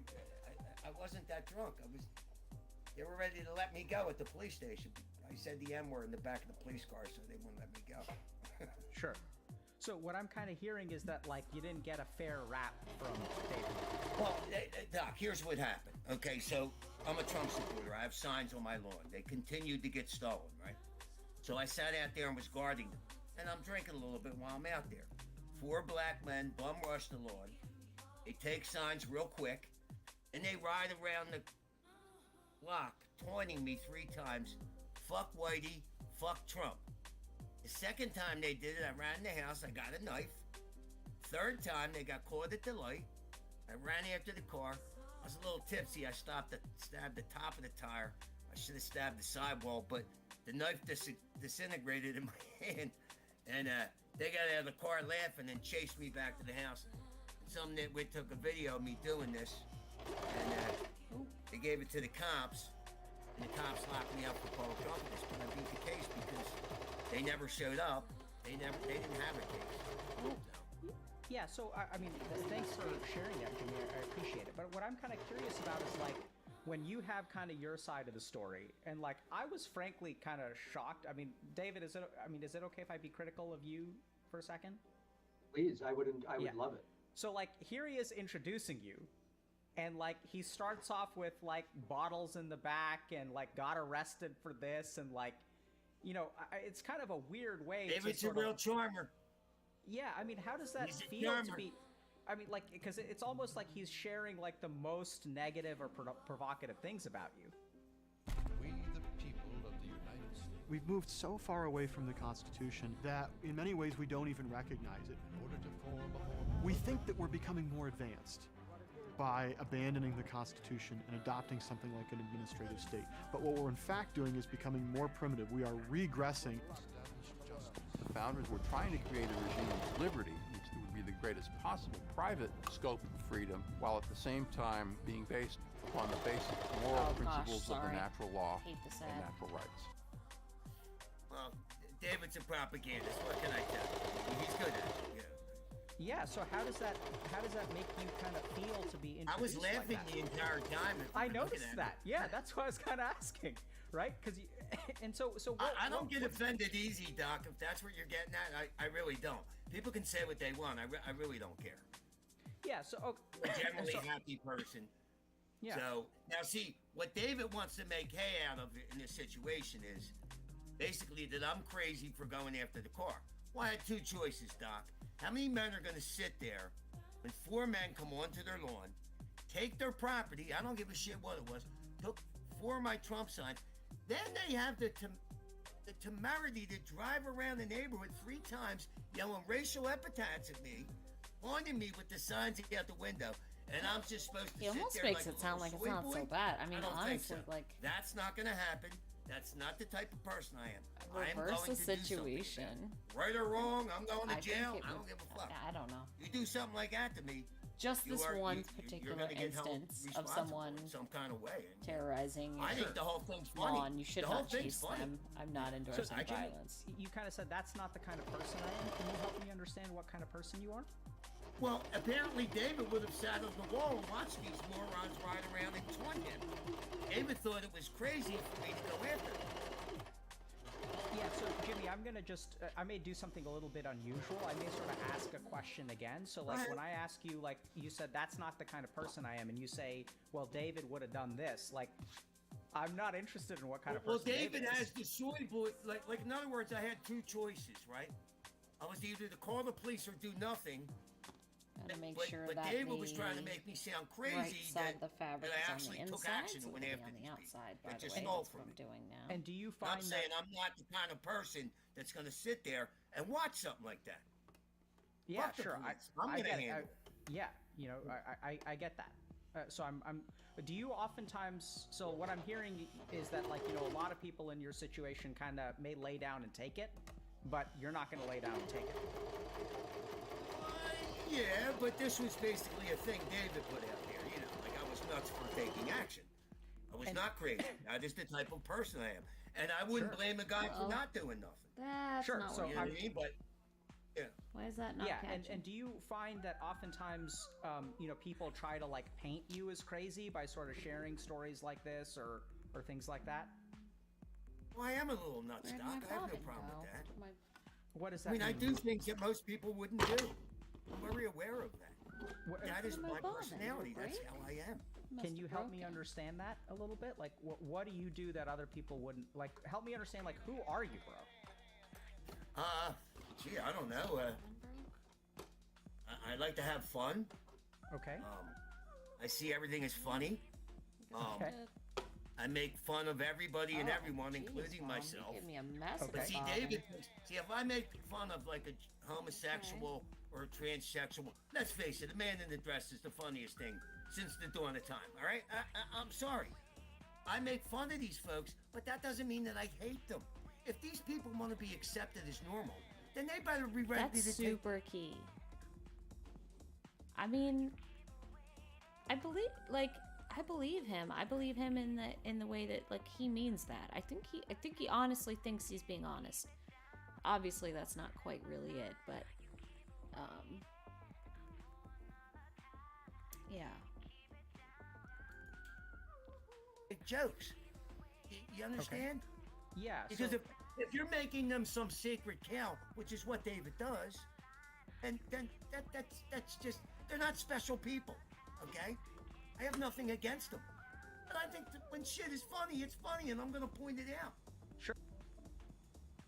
That special So- they're not special people thing. That's kind of important. What I'm kind of hearing is that the way that you kind of treat them in a sense fairly, right? Because everyone gets made fun of. I don't treat them anyway. I make fun of them. Sure. Yeah. Big deal. Woo! They can't handle that. And You're wearing a dress trying to look. If you look like Steve, I'm not calling you Susie. Okay? I'm just not doing it. I'm not doing it. I think in New York, a landlord or an employer is fined well over $100,000 if they don't refer to these people as a certain pronoun. It could be they, zer, they. What? That's insanity. I'm not going to accept your delusion. Go ahead and be deluded. You have the freedom to do it. But you're not going to force me to address you as a woman when you're clearly a man. It's that simple. This is logic. It's science, biology. yeah, and so I'm a little bit curious, Jimmy, when you sort of, when there's a group of people that are defying science and logic and biology, like, how does that? Because you seem to get kind of passionate there as you were talking about it. How does that kind of affect you? So it pisses me if off.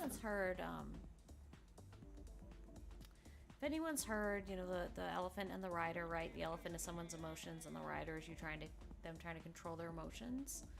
Like, reasoning with a person like this won't help. We have to learn to speak to these people's elephants, because people like this are completely controlled by the elephant and the ego, and that's it.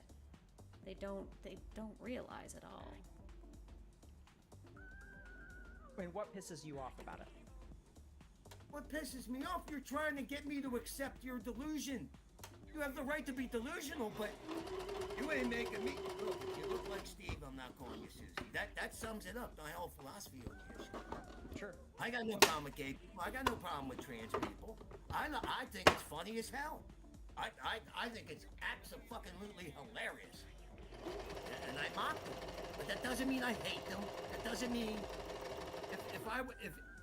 if I were the Grand Poobah, would I stop it? No, I think. Oh gosh, I messed it up here. YouTube. Quilting beginner.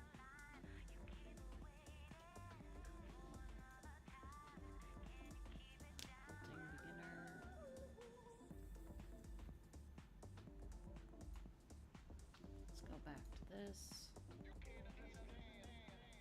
Hey everyone, it's Melanie. Welcome back to my channel. Today's No, I don't want any segments. video, we are going to make your first quilt.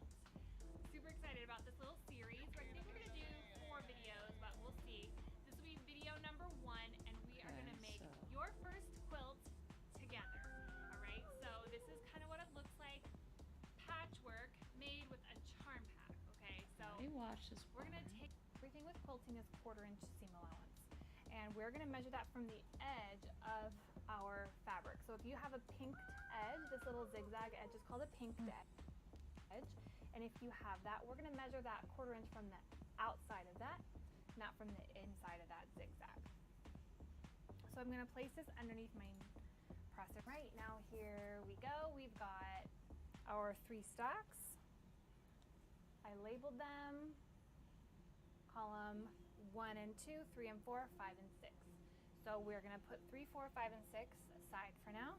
And here's column 1 and 2. Now I'm going to teach you a technique called chain piecing, and this is a lifesaver when it comes to quilting. And it makes it go really fast, very efficient.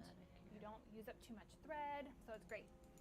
You can use segments. A thread that is whatever you like. I use Aurifil, and I like a kind of soft dove gray like this, especially when I'm using lots of different colors from my fabric line. So if you're using all very light colors, you can use white or all very dark colors, just something that coordinates with everything. So the way chain piecing works is you're going to grab your first 2 pieces of fabric. Remember, everything should be the right direction. We know we need to sew down the right side. We are going to line up our edges, and we're going to measure our 1/4 inch seam. So everything with quilting is 1/4 inch seam allowance. And we're going to measure that from the edge of our fabric. All right, so now we have all 3 piles done and ready to go, and now we can start putting our rows together. And the cool thing about this method is that you don't even need to get up from your sewing machine.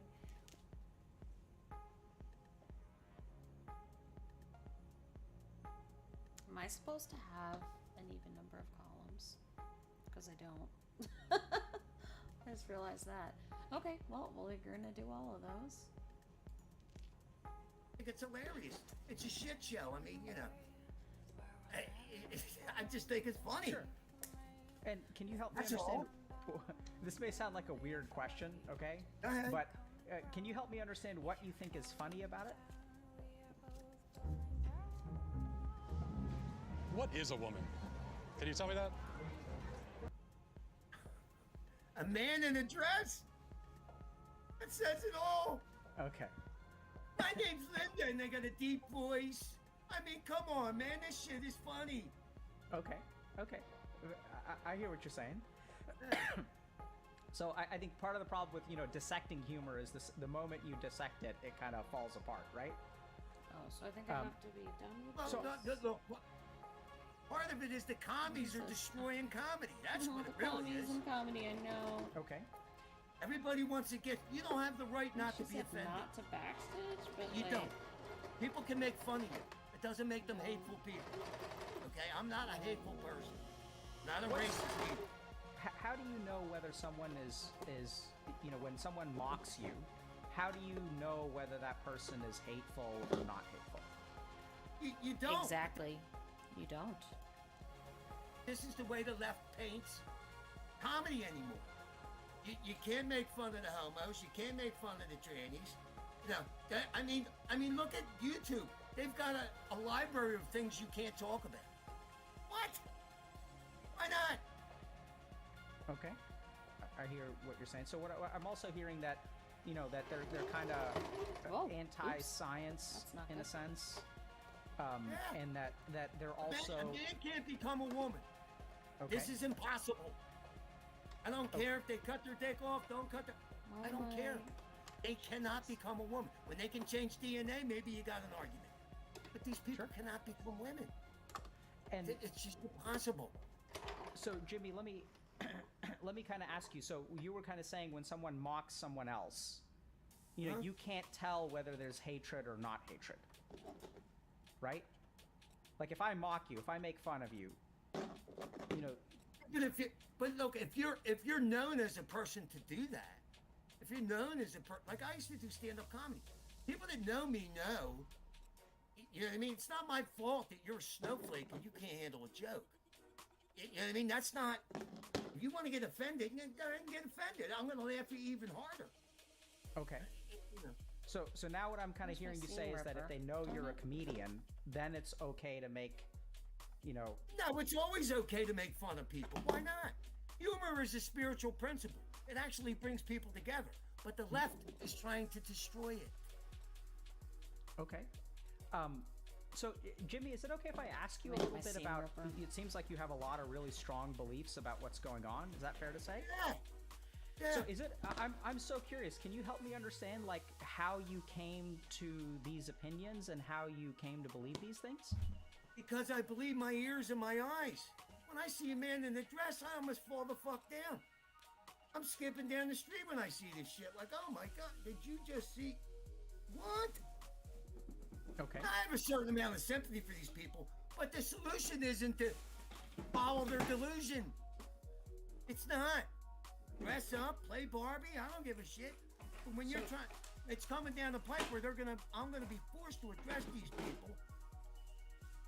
Jim, by whatever they fucking want. Like, what? I'm gonna point something out to you. So there have been like 3 or 4 questions, and I'm curious, what you think about that I've asked you about you.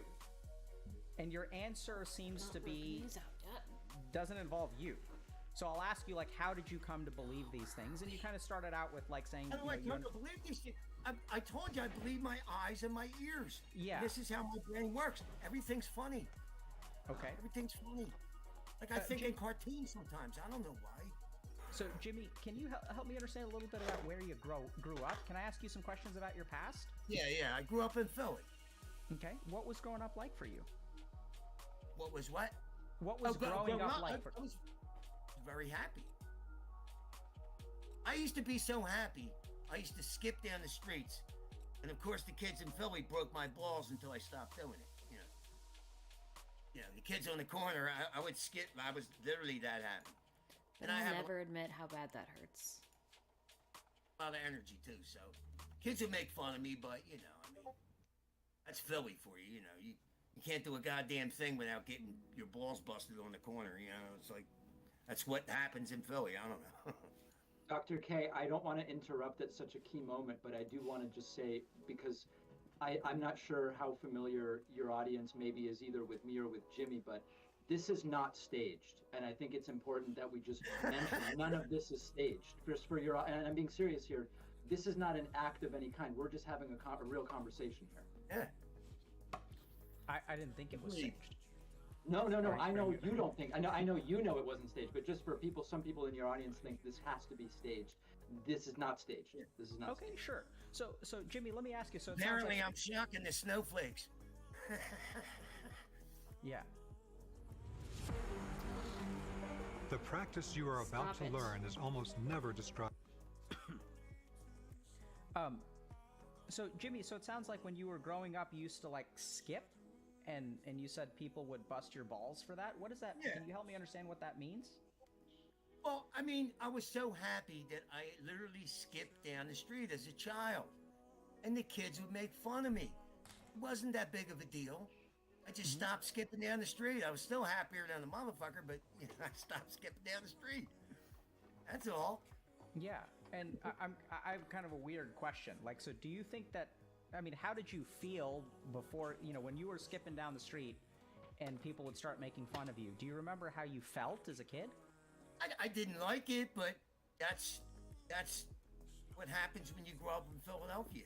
Everybody knows what you're doing. They see you. You hang on the corner. You know, you got the girls, you got the guys. Is this what Philly is like, Sure, Broccoli? People break your balls. People break your ball. Broccoli, who's paying no attention to me that at people all. would make fun of you and that you sort of didn't like it, but that's life. Pretty much. Yeah. And I'm kind of curious, like, this is going to sound kind of weird, but do you think as a kid you would have preferred it if they didn't make fun of you?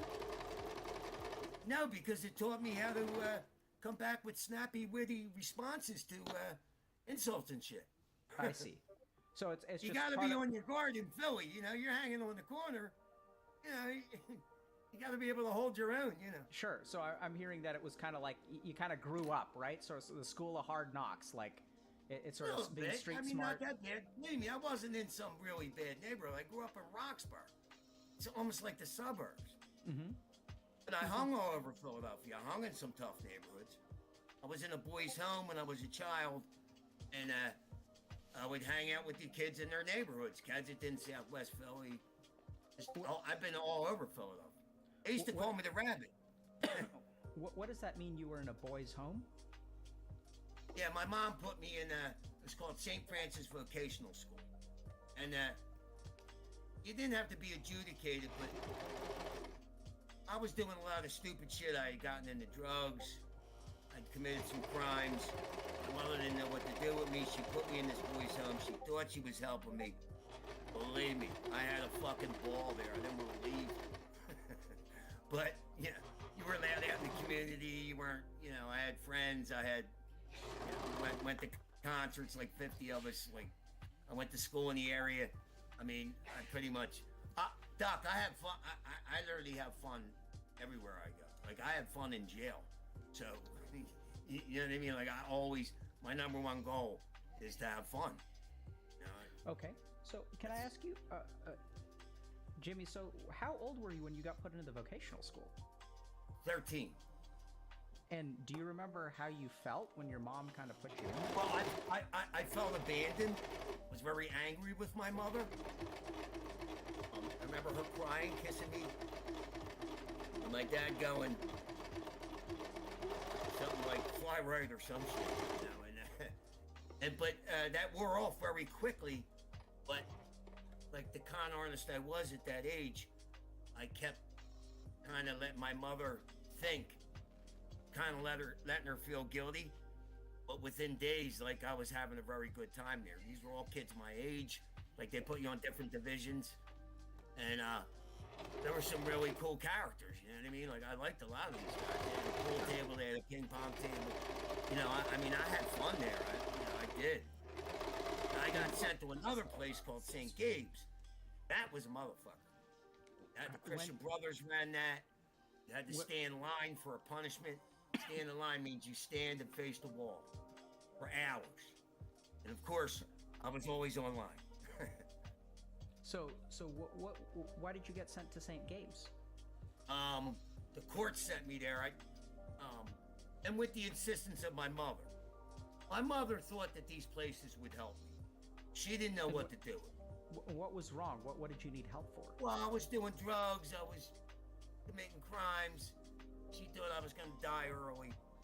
Then she told me she used to come to court and the judges were going to let me go. And she would, I want them placed in, and they would listen to her. And I would get real pissed off at her. Now, this was as a child. As an older man now, I understand what my mother was doing. You understand? I agree with her. She just placed faith in agencies that, I don't know, probably made me worse. But, as a child, I fucking hated her. Listen to how he's softening up. So I'm kind of, what you're saying on the one hand makes a lot of sense. So can I just kind of repeat back what I've heard so far? So you kind of grew up in Philly, right? Like, not like super bad situation, sort of suburbs, but you kind of hung out with some kids, went to some parts of town where you got made fun of. It sounds like you were sort of like a happy-go-lucky kid. And I've been described as exactly that. Yeah, and the kids on the street, like, they, they kind of got you to stop being so carefree pretty quickly. Well, no, I just stopped skipping. Sure. Okay. And started being a comedian. I just started being a comedian. Yeah. You know, they were calling me gay and this and that. You know, I mean, it just teaches you to toughen up. That's all. I mean, you know, you're living in Philly. You're on the corner. You can't be a pussy.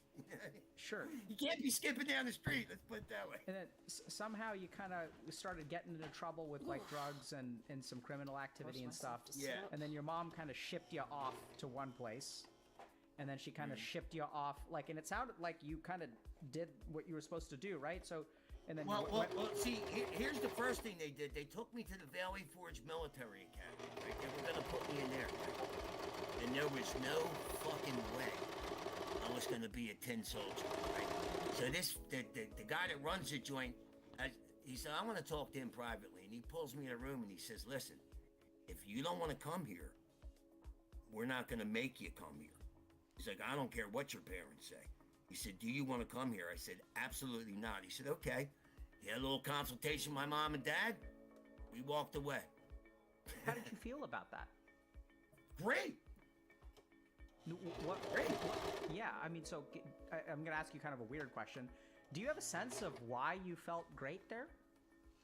Because I didn't want to be a little cadet. This out of the way. You know what I mean? Huh. I didn't want to do that. Follow orders, march around, wake up at 5 o'clock. Fuck that. I was 13. What the fuck? Assalamu alaikum. Okay, so This is an urgent appeal for the people of Yemen. The suffering in Yemen right now is truly unimaginable. 79% of the population is living below the poverty line, and 65% are classified as extremely poor. The hunger levels are unprecedented, nothing like I've ever seen before. Right now, I'm urging you to support Merci Perboten, who are providing food to starving families, needy orphans, destitute widows, and the elderly in Yemen. We need to show mercy. We need to show that mercy now. For only $100, you can feed 2 families for an entire month. We want to help tens of thousands of families immediately with your help. This life-saving food will save the lives of... I see. And then how did it feel when you know, the judge was ready to let you come home and your mom was like, we got to send him to St. Gabe's? When I was a child, that really pissed me the fuck off. What pissed you off about that? I'm watching because she won't take me back. In other words, I got angry with her, and I would be in the cell with these kids from Kensington, where Kensington's like a real bad section of Philadelphia. It's, you know, it's where the men are men and so are the women. I mean, it's crazy. It's gotten even crazier. But these kids would do all kind of shit, like way worse shit than me, and their mothers and fathers would pick them up. I did really Mine good. wouldn't. Okay. You know, and it I mean, as young as that was my thinking. I couldn't stand her. I fucking hated her. And my father behind her back would say, you know, if it was up to me, this wouldn't happen, you know. So he pissed me off too, because I thought he was a fucking snowflake. You know, when I got older, I realized my mother was trying to help me. That's all. I was an asshole. I was a kid. And now he sees that everywhere now, huh? I betcha. I was immature. Can I think for a second, Jimmy? What's that? Can I think for a second? You don't need my permission to think.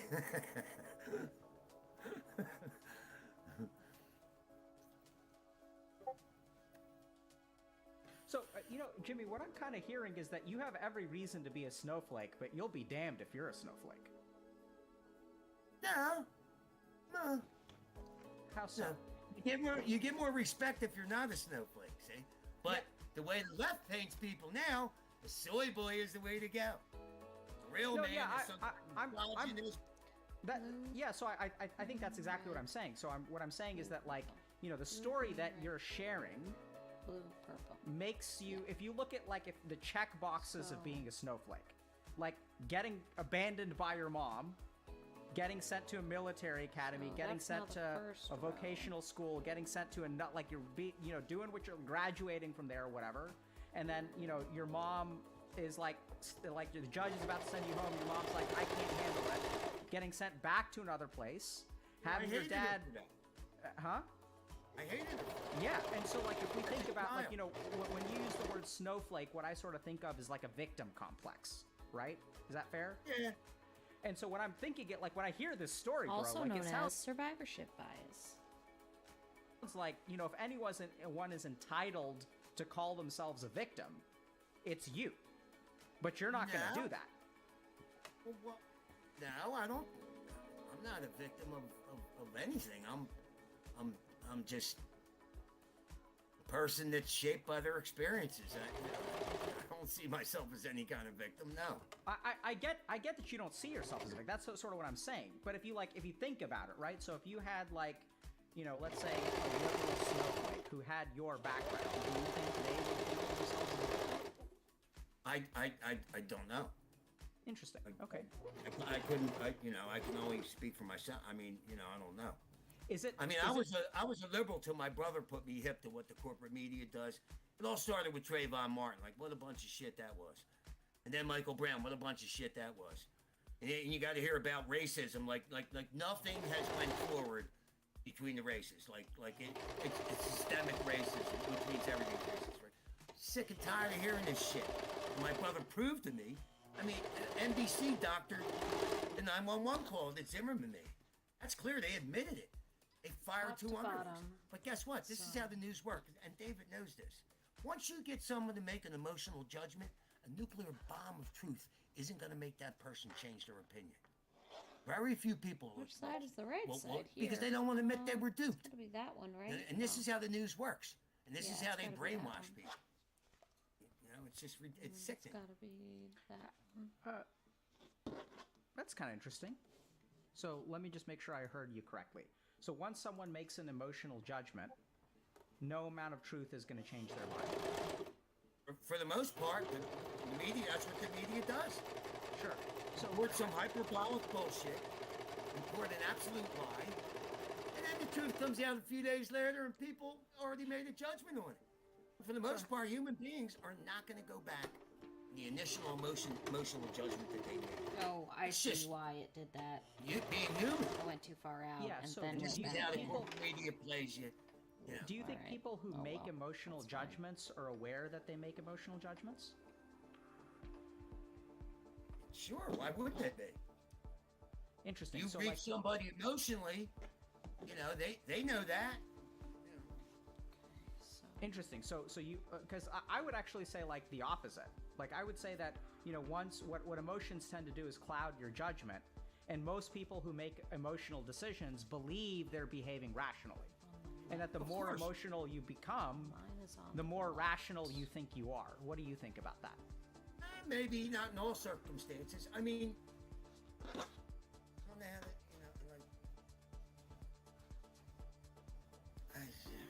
I don't know. Okay. Look at that. It's just the way I am.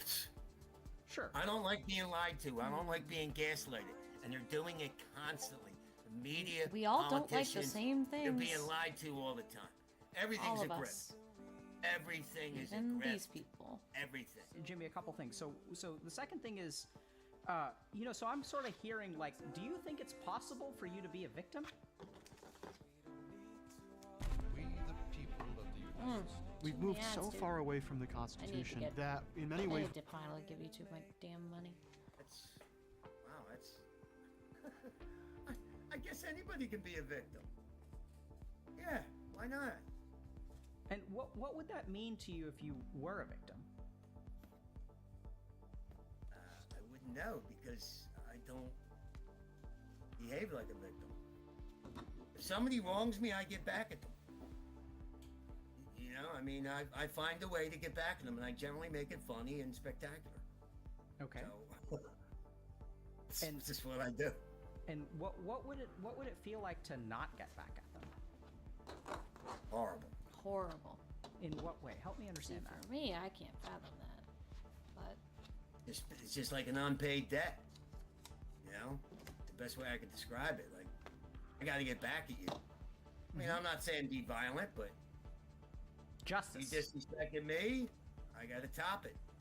Yeah. So what do you think about stuff like forgiveness and compassion? Well, I was in AA for a while, and they taught me about forgiveness, right? then I started investigating different religions, and I heard this rabbi on the TV say, he said, we believe in forgiveness too, but not like the Christians. And he said, we believe you got to atone for something before we forgive you. That I agree with. The Christians want you to just forgive a motherfucker for just to forgive them. No, forgiveness should not come with it. Now, if you did somebody wrong and you're looking to make amends, you got to atone for that shit before I forgive you. And I think that's more reasonable. Now, I'm an atheist, but, you know, I do some of the religionists, basically it's a philosophy, right, religion. Some of them come up with some pretty good shit. I mean, I see no problem with treat others as you should treat yourself. You know what I mean? I think that's a good thing. You know, I just don't believe there's a God. I mean, it's just ridiculous. But, you know, they do come up with some good shit for human relations, so... And I'm going to ask you kind of personal question. You're okay, totally fine to not answer it if you don't want to. I'll answer anything. Have you... Oh, you haven't heard my question yet. But, have you forgiven your mom? Oh, yeah. Yeah. Help me understand how you did that. Well, I just grew up and realized that, look, my mother was manic depressive. She had her own issues. She was in psychiatric hospital twice before, right? The woman was a little fucked up, you know, and she wanted to help me. There's no doubt about it. I remember my aunt from Scotland said, I said something derogatory about my mom. What did I do? She sat me down. She said, Jimmy, do you realize you're the golden boy? I said, what do you mean? She said, whenever there's a problem with your eyes, she whisked you right off to the doctor. Every time you were sick, she brought you to the hospital. She said, that woman wasn't trying to hurt you. She had her own problems, and she went with what she thought would help you, and apparently it didn't. Now, yeah, I wish they would have put a fucking guitar in my hand or something. Definitely. I mean, I was a very happy-go-lucky, energetic child, but, you know, they tried to make me into being hyperactive. They got me taking Ritalin. They had me in the crazy kid school. You know, all this fucking stupid shit. You know, they should have just gave me something to keep me busy. Like, if computers were around then, I think I would have got into that. If streaming was around then, I think you would have become a streamer. Around then, in the early 70s? I don't think so. Yeah, so Jimmy, that's so interesting. So I'm kind of hearing. So what I'm hearing is that your mom really doesn't have anything to atone for. No, she was. Look, she did her best. She told me. She said, Jimmy, there's no book on how to raise children. I make mistakes. You know. So, you know, my mother loved me. She was a little nuts. I mean, she was manic depressive. I mean, you know. But no. The rest of my family don't forgive her. They're kind of surprised that I take the tack that I take. My sister said to me one time, she put you in a cage. Like, my sister was threatening to put her in a home, right? And my mother was definitely afraid of this. And I got real pissed off at my sister. I said, look, she calls me crying one more time, I'm gonna fuck you up. You know what I mean? Like, I'm tired of this shit. She wanted to die in her own home. The woman had the right to do that. There was nothing wrong with her. She fell one time. Big fucking deal. And my sister was, like, literally terrified. Yeah. That's and really I stuck sad. up for her, and my sister was shocked. It's really said, sad. Well, she I put you in a agree. cage. I'm His like, mother she put me in a cage should for a have fucking reason. the right She's trying to fucking decide where help she me. wants to die. You ain't trying to help this woman. You know what I mean? I don't like that shit. And she stopped. You know, fuck that shit. You ain't gonna fuck with my mom. You sound. My mother wasn't perfect. She tried to do the best she could with me. Guess what? You know what she told me? Until you're 18, I'm gonna keep your little ass alive. And you're gonna go isn't where the that fuck I want you to like, go. And when you're 18, that's incredible. you die, it's on you. Hey, it worked. I'm 58, right? Right? So, mom wasn't that crazy. You understand? Yeah, so what I'm hearing from you, Jimmy, is that despite, you know, being very upset with your mom when you were growing up, what I'm really hearing is that you kind of really respect her, you understand her, and you sort of understand that she kind of did the best that she could given the circumstances. She had her own struggles, and you kind of don't blame her for that. Sure, that's what how a I feel mature about my person mommy, does. too. I mean, that's may the not only way to realize look at it. that. Well, what, am I going to still be angry at this woman? She's dead. The Well, woman's dead. Some people continue to stay angry, right? They do. Yeah. Yeah. There's no point in it. There's no percentage in it. So, this guy's spitting some wise stuff Jimmy, here. I'm kind of curious. You said you kind of got into drugs and kind of criminal activity and stuff as a kid. Like, what's your understanding of how that happened?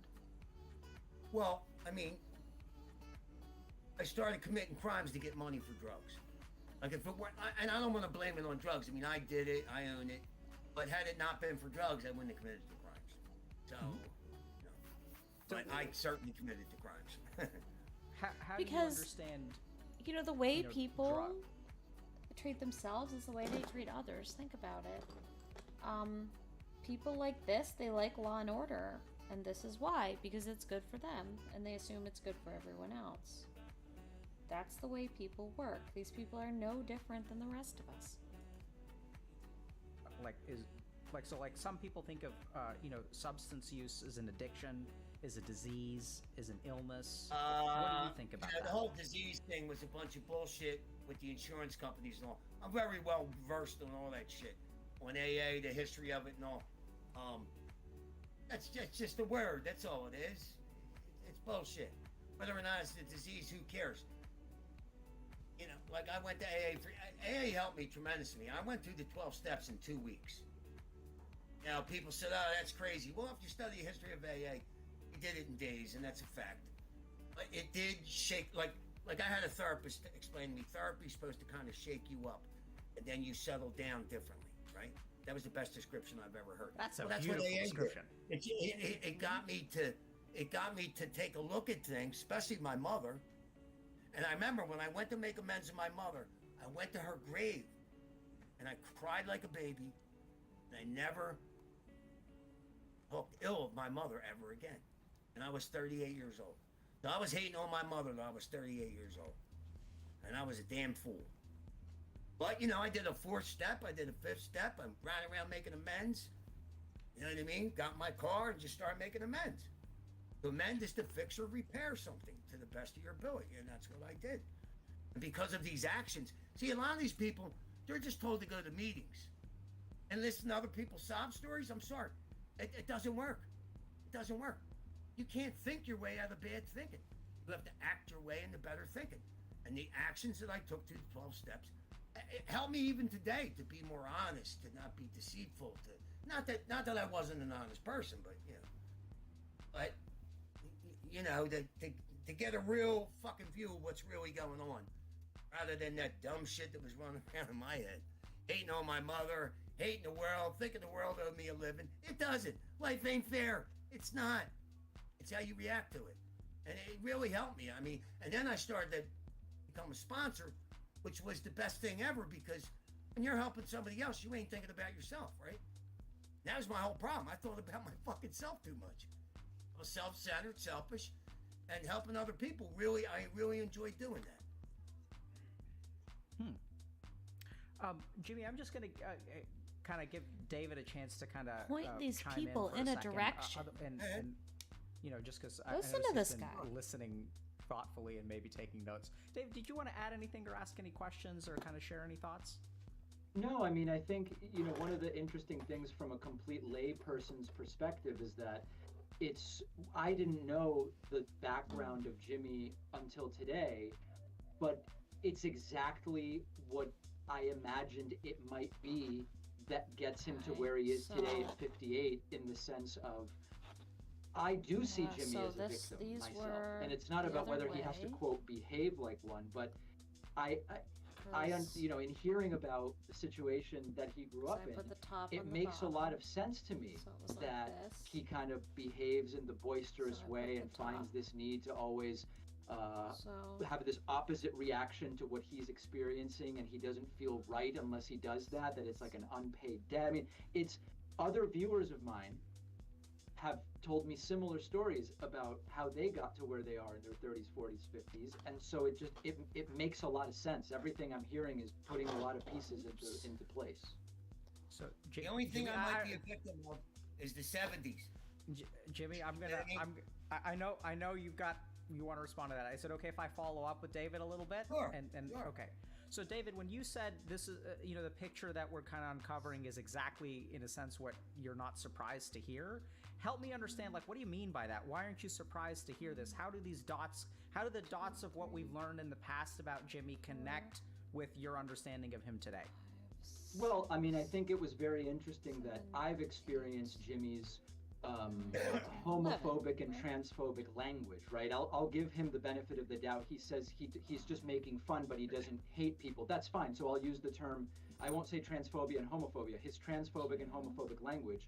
And I've experienced it with Jimmy as an adult, and he revealed today that he was the recipient of that when he was skipping along and being called gay.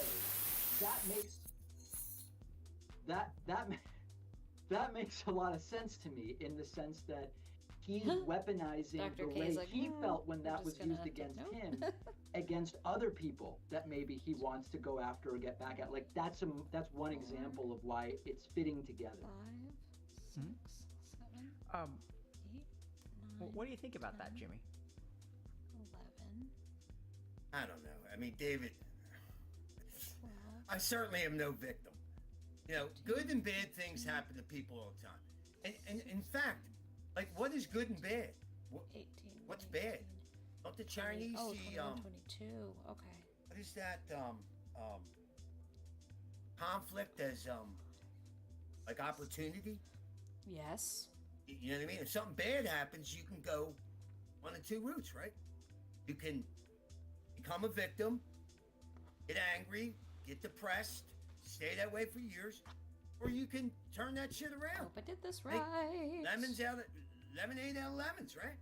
Mm-hmm. I mean, and how do you think, so if someone is kind of a victim, if someone is sad and depressed, how do you think you, kind of speaking about what you were sort of mentioning about AA and becoming a sponsor and helping other people, how do you help someone like that turn their lemons into lemonade? well, the whole thing with that is I guess it's a form of selfishness. I mean, if you keep thinking about you and your fucked up situation, you're not thinking about a solution. You're stuck in the problem. So you got to get out of yourself somehow. And for but me, I feel like this is not right. Yeah, so you've been a sponsor, right? So you've helped people who are in a dark space, and how did you help them out of that? This doesn't make any sense. I helped them with the big book of Alcoholics Anonymous. I helped them take them through the 12 steps. And they got to define it the way they did. And, you know, like, they got to experience it the way they did. The more they practiced it, the more they experienced. And they got to articulate it any way they wanted to. I didn't tell them to say. I didn't tell them. Most of these guys would tell you, when I got sponsors, right? And believe me, these were all well-meaning people. But they would say, call me every day, right? So I'd call them. They'd last about 10 minutes because I was pissed off. I was disgusted. The one thing that comforted me, drugs or alcohol, wasn't available anymore. And they lasted about 10 minutes, right? And they would say, go tell that at a meeting. You'll feel better. I never did. I never felt better talking about my problems all the fucking time. And believe me, I talked about my problems. I never No, I'm asking how you helped other people. What's that? So I'm hearing that Yeah, you seem to be talking about when someone else was your here. sponsor. It sounded like you were a sponsor. Yeah. How did you help other people? Wait, did I not? Oh, what I did was I helped them to open their own eyes. How did you do that? The same way I was helped through the 12 steps. Do a 4th and 5th step with them. Share the way I made amends. Discuss that with them. And then they had to go out and do the work. Like, I was just so like... that side's fine. Guide. This I side's was no fine. So special this is person all or anything. correct, but I messed this part it's up. not like I had let's say. superhuman powers. Sure. But I had a problem that I got over. And you're the same way, ain't you? And you have a problem with gaming and you got over it and now you help gamers? Well, then you understand this. Absolutely. Oh, sure. I mean, I understand my experience of it. So my experience of it, and I was kind of curious because, you know, I'm sure it's similar. I think it is too. So let me kind of share with you kind of my experience and you let me know. So, you know, I found that when I was playing video games, like I was really struggling and you know, some people would kind of, you know, not really understand that I was struggling. They would sort of blame me. They thought it was weakness, things like that. Some people made fun of me. You know, I got bullied a lot when I was kind of growing up for playing video games and things like that. And the people that helped me sort of, I think, did sort of what you did, which is that, you know, they didn't make fun of me or things like that. They sort of helped me see things in a new light. They helped me sort of recognize that while I may be a victim in some ways, that if I'm a victim, if it's really my fault, like, they also empowered me in some ways by sort of helping me understand that, like, there is some element of this that I control. Blue. Well, hey, Doc, sometimes bullies can be good. They can help you to face reality a whole lot quicker. Blue. Yeah, so if it's okay with you, Jimmy, what I'm going to actually do is like share some thoughts, and I'm kind of curious what about this will kind of land well with you and what won't. Green. And just I'm super curious because I think getting to talk to you, by the way, first of all, bro, this has been an absolute privilege. I really appreciate it. Well, thank you. I'm having fun. Great. There's no green. Do you have a doctor, by the way? You have a doctor that you see? Huh? Got a shrink. I'm a little worried. Okay, because I'm just noticing that you're smoking cigarettes and vaping and stuff like that. Blue, so I just want to make sure that red? your health is okay and that you talk to a medical professional about all that stuff. I'm fine. I'm trying to vape more. This up really badly. Okay. But it sounds like you were you joking when you said you have a shrink? No, I said I don't have a shrink. Oh, you don't have a shrink. Do you have like a physical health doctor? Yes. Okay. Yes. And they're aware that you're smoking and vaping and stuff like that? Yeah. Okay. They promote the vaping, actually. Okay. So harm reduction now. Yeah, yeah, it's good. So the first thing that I kind of want to point out is so like I think, Jimmy, what I'm really hearing from you is like, you grew up and you learned a couple of really important lessons. So you were kind of like young and carefree and stuff like that, right? And then like you kind of learned that when people behave in a manner that is maybe a little bit unusual, is maybe a little bit funny, that like the way that you respond to that, like the way that you were treated, because that's how we learn, right? Like we treat other people the way that we were treated, right? So that's how human beings learn interaction. So, I grew up in Texas where a firm handshake is a great way to greet someone. And so that's sort of what I thought was normal. Blue, green. And what I'm So sort I of hearing from definitely you messed is this that, up when someone's a little bit different, the way that you treat them is you just kind of make fun of them, right? Because that's just what we do. Like that's the way that's what happened to you. Green. That's the way you kind of respond. That's sort of the system of things. Not always. Red. I don't always make fun of them. I generally, How did I do this? in my Blue, personal life, green. everyone knows me. No one takes some of the things I say Red, seriously. blue, But when purple. there's a time to be serious, they know it. So how did I I mean- possibly? Can I ask you? Come at them respectfully, Can I ask you a little bit about your personal life? So this would have been What the about? bottom. So, like, who's in your life right now? Who are the, what are the relationships that matter to you? Well, I live in a very nice rooming house in a very nice area. I run the place. I'm the kitchen Nazi. Can fine you $50 if you don't clean up. Now I've yet to do it, but this landlord here, she likes renting all these kids, and 2, 3, 4, 5, 6, 7, 8. fucking vegetarians. They're gonna save the world of animals, but they won't clean up the Gosh, how did kitchen. I do It's amazing. I point to the floor. So you're having artichokes, onions, and looks like there's a tomato there too. These kids, it took me 2 years to whip this place into shape. Now we got a professional cleaner. So it sounds like you're kind of like it sounds like there are kids in the sense of young. There's some kids, young folks here, and so it sounds like you're kind of imposing some discipline and order. This is the International House of Pancakes. We got West Africans, we got Koreans, we got Jamaicans, we got black people, we got everybody here. So I'm hearing that some of the relationships in your life are kind of the people that are in the rooming house. What about like significant others, partners, family? Nah, I don't have a significant other. I haven't had a steady girlfriend since my ex said I threw the baby on the floor. So,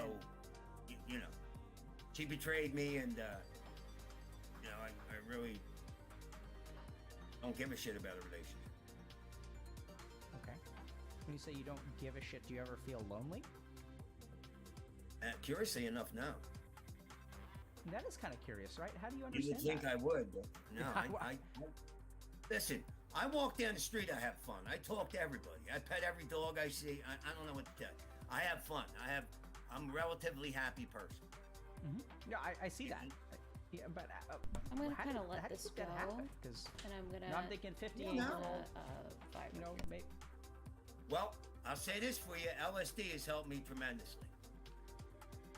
How so? It's made me happier. Interesting. Okay. And so, when was the last time you were in a relationship? 20 years ago. Okay. I'm going to ask you kind of a weird question. You don't have to answer if you don't feel comfortable, but have you ever wondered if you might be gay? No. And I know it sounds kind of weird, but why not? Because I don't think a man's hairy ass is appealing. That's basically as right of an answer as you can give. Okay. Yeah. And so it does sound like you're Now, sexually there's no attracted. problem. I got no problem. I got no problem with homosexuals. I don't. Yeah. In fact, I've had a few homosexual friends that were some funny motherfuckers. Yeah. So I'm just hearing that you're sexually attracted to women and you're pretty sure about that. Yeah. Yeah. Okay. Was it okay that I asked you those questions? Yeah, you know, I hit the sucky fucky every now and then, you know. What? I hit the sucky fucky every now and then. I literally Massage place. An Asian massage place. Okay. Anyway, so if you must know what No, I do for sex, because that would be the next logical question. I was just, yeah. No, I mean, I suppose it would be the next logical question. Jimmy, I gotta say, man, you are a blast to talk to, bro. That's cool. Yeah. Yeah. So I just want to, you know, so here's the thing. If it's okay with you, I'm going to sort of share some thoughts and a couple of observations. You know, I met you now, like about an hour ago, right? And so Yes. you got to take all this with a healthy grain of salt, you know. Right. But so I'm going to kind of just start out with like, it seems like you kind of grew up and you were taught a particular, you know, here's the rules of the game of life, right? If you're a little bit different, you get made fun of, you know, and that like making fun of people is sort of what happens, and there's no victim complex here. You know, you kind of, it's like tit for tat. Like if someone makes fun of you, you make fun of them, and it's like that's just the way of the world. No, right? I gotta top them. You got to top them. Why is that? I don't know. Makes me feel better. Okay. Yeah. So I'll share a couple of thoughts with you about that in a second, but. So and then I think that, you know, honestly, like what you're, so I'm a psychiatrist and I see a lot of people, you know, who have PTSD and gone through traumatic experiences and stuff like that. And I'm actually, I know this may sound kind of weird, but I do think that there's, you know, some people really go too far on the victimhood complex. And as a psychiatrist, sometimes what I find is that, you know, if you kind of think of yourself as 100% of a victim, that also means that you have no control or agency over life. Okay. And that you can be a victim, and at the same time, there are parts of your life that you can control. You know, so I think that there were some... Well, yeah. let me say this to you. The biggest thing that I felt like a victim was when my ex used the police and the courts to lie and say I threw the baby on the floor. They were all against me. The accusations was what mattered, not the fact whether or not it happened. They did no investigation. They didn't ask if the child was taken to the hospital. They just charged me, made me spend thousands of dollars for a lawyer. To this day, that pisses me off. That's the way the system is. So I had detectives tell me, you're guilty till you're proven innocent. If it's with a girlfriend or a wife, if they say you did something, boom, you're locked up. No investigation. Yeah. How does I believe that make that's you feel? extremely unfair. It's very unfair. How did it feel to be a victim in that situation? Not To get fucking railroaded. good. Not good. Went down there and screamed at the psychiatrist, and the security guards came in, and he put his hand up, and he talked to me, and here's what my lawyer got the notes from the psychiatrist. So the psychiatrist said that I was very affable, right? But that I needed some mental health support, right? Yeah, no shit. My ex just said I threw the fucking baby on the floor, and I didn't. You know what I mean?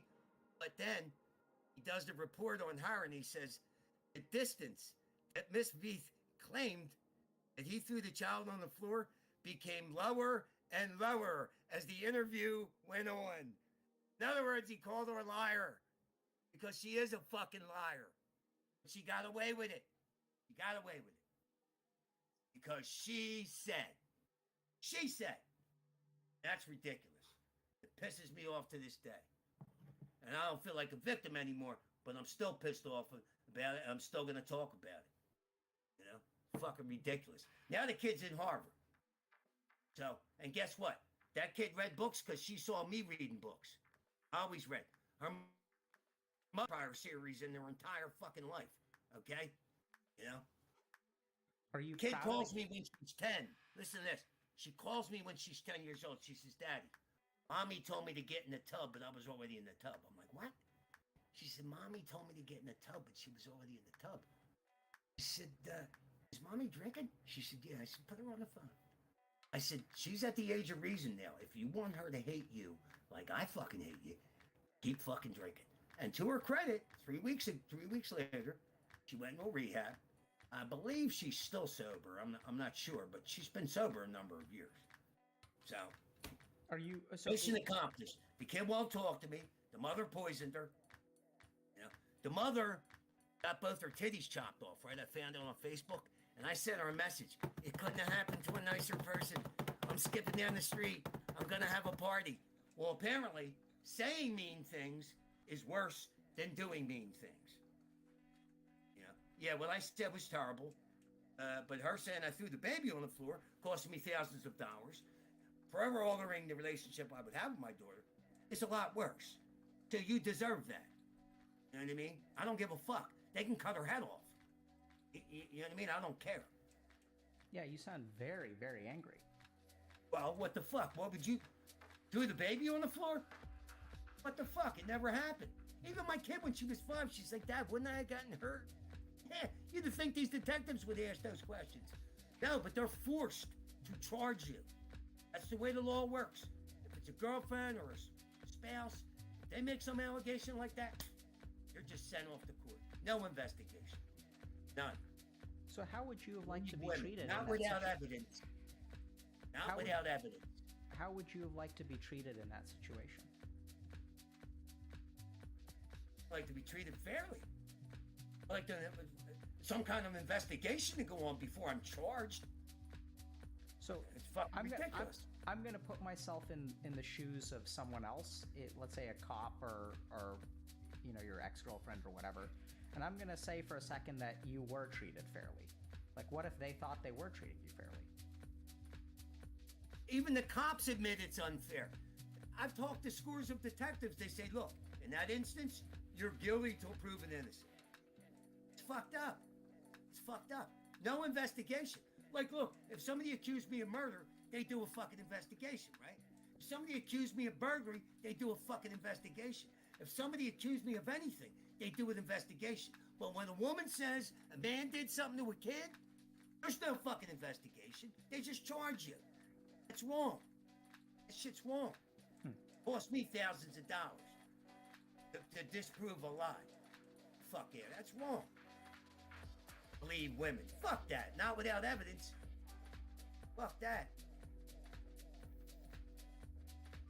You're supposed to get mad about shit like that. Yeah, I completely agree.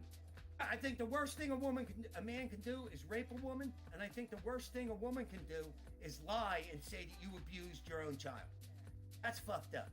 And a kid made it to Harvard. Looks like I did something fucking right. You know? Doesn't sound like you got a whole lot of credit for it. What's that? Doesn't sound like you got a whole lot of credit for it. Well, I shouldn't get credit. Look, the kid was smart. Kid liked to read. You know what I mean? And my whole family's like thinking Carol did something. That kid went to Harvard despite that dumb bitch. He drank a fifth of JD a day for 10 years. That kid was born smart, and she liked to read. And she would ask me, Daddy, what's your book? He said. And I would stop because my father read all the time, but he would get pissed off if you stopped him. So I would stop, put the book down. Well, Julia, here's what happened so far. I'll let you know when it ends. Jimmy, and I'm I would gonna tell her. I'm going to kind of interrupt you for a second. Is that okay? How does it feel to share this? Good. What feels good about it? I don't know. I like talking about, how would I put it, about my daughter. Because, see, I can tell the fucking truth. My ex has never told the truth. And, apparently, she's gotten away with a lot of this. Not a very bright girl. But, So, Jimmy, I'm going to try to do this one more time. So if it's okay with you, I'm going to share some thoughts about, what I'm seeing. So it kind of starts off, I'm sort of noticing that when you grew up and, you behaved somewhat differently, and when people didn't understand what you were or how you were the way you were, like, you're a kid who skips, and the kids on the corner who, like, don't understand what that's about, so they make fun of you, right? And then you sort of learned how to survive in that situation. You also learned that, like, hey, this is where humor comes in, like, you kind of fight fire with fire, and, like, I'm sure that early on, before you learned how to defend yourself using humor, it probably hurt when they make fun of you, but you sort of learned that, like, hey, if you get hurt laying down and playing the victim, there's no point to that. You got to kind of, you got to fight back. And the way that you fight back is you put people in their place, you teach them a lesson, you kind of make fun of it, you laugh with them, you laugh at them, you kind of, like, that's the way the world works.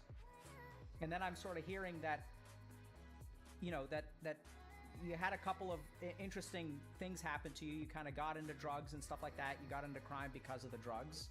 I think you've come to acknowledge that your mom wasn't perfect in a lot of ways, but she sort of, in her own flawed way, did the best that she could. And you've come to even defend her and kind of be a champion for her when other people were trying to, like, kind of abuse her or not kind of treat her properly. Like, you weren't going to let her be a victim, and you would stand up for someone else who kind of couldn't stand up for themselves. And that's actually despite, getting sent off to, like, become a tin soldier. And by the way, I think part of the reason that you really, part of the reason that you were telling that story, I think I heard some positivity there. And I think part of the positivity with that story is that someone actually, like, paid attention to what you wanted and what you cared about. And the guy was, like, straight with you and said, hey, if you want to be here, I got your back. And if you don't want to be here... I was eternally grateful to that commander or whatever the hell he was. It's weird, right? I did not want to go there. Yeah, and he had your back, right? So, like... when I was in St. Gabe's, we played Valley Forge Military Academy in football, and we beat the shit out of it. Yeah. So I got a fumble and all. What I'm sort of hearing is that, some people, like your mom, it sort of felt like she didn't have your back, right? When she's in the court, judge is like, time to go home, and mom's like, Whereas, like, it's interesting because there are, like, some people here who sort of have your back, right? And he's like a stranger, but it was really interesting to kind of hear and see your emotional expressions and stuff as you were kind of telling that story. You kind of got sent to St. Francis. You sort of liked it, but you sort of made your mom pay for it, right? You weren't going to let her off the hook for feeling that she abandoned your kid. Yeah, right? And then you went to St. Gabe's, which you really didn't like, but it sounds like in a lot of ways you were sort of dealt an unlucky hand in life. But I'm also sort of hearing that you're not going to play the victim because, like, that's not who you are. No. And so that's, shit happens to all kind of people. All kind of negative things happen to people. Yeah, of course. And so I think that, like you said, the one place where you maybe get to play the victim card or you feel like you were really treated, unfairly was probably the situation with this whole domestic violence kind of thing and stuff like that. But then I'm also kind of hearing that this AA experience has been really interesting for you because what I'm sort of hearing is that, acknowledging that people have their own experience of alcohol, helping people understand their experience of alcohol. I think I am. Sorry, it's just a bit distracting. And sort of help other people sort of, like, listening to you and sort of being, like, kind of compassionate, right? But also they're not saying, like, oh, it's like, it's not your fault, alcohol is a disease. Like, they're not sort of using that kind of victim language, but what they're sort of doing is recognizing that, hey, you may need a little bit of support. And I think affable and may need some mental health support, I think, is a great way to describe you, by the way. To be fair, the whole disease thing, let me just stop you. to be fair, in the big book, when Bill Wilson wrote it, they did not declare it a disease. He called it an illness, a malady. He used other terms. The whole disease thing is a fucking joke. It really is. I think it's ridiculous. And like the problem for me for many years is I would go to AA. They would tell you to go to a meeting. If you got a problem, put it out in the meeting like it's group therapy. I don't know about you, but constantly talking about my problems makes you feel worse. Makes you feel worse. So I had to take some actions. I knew I had to do something. I didn't know what the fuck to do. Blue, purple, blue, green, red. But blue, this purple, man blue, helped blue, me, red, and I was very impressed with the green, fact red, that he fucking spent his personal green, time with me. red, And he said, "Now you go do it." Yeah. No, I'm with And you. so I did. I was afraid, but I did it. I'm with you. I mean, I think I'll kind of address that in a second too. see. But So it's gonna be- and so what I'm kind of hearing now is that you kind of got your opinions and you're gonna stick to them. And if people want to be snowflakes, they can go screw themselves. You're gonna say what you're gonna want to say. And so this is where I'd actually encourage you to rethink that a little bit. And here's the reason why. Okay. So what I'm hearing is many situations in your life where people didn't listen to you, and other situations where they kind of did. So we can talk about, that the general or whatever at the Tin Soldier place. We can think a little bit about your AA sponsor. We can even think about the psychiatrist who sort of said, sort of had your back and sort of looked at the situation. Well, let me finish. But you know what, Doc? I even look at it like even the bullies help me in some sense. I'm with you. I'm with you. I'll get there, right? So those moments, where people really because I'm not hearing that your AA sponsor made fun of you, and I'm not hearing that when you're an AA sponsor to someone else. He actually did, but he was a funny guy. Okay. He just died too. I was real. He died of Hep C. He got treated. I had Hep C too. I got treated and cured, but he had it for 30 years, and it fucked with his liver so bad that even though he was cured, it killed him, which was a real shame. Sounds like a real shame. Yeah. And so I'm also hearing loud and clear that your experiences have made you the person that you are, which is sort of a survivor. If I had to use one word to describe you, you've been through a lot.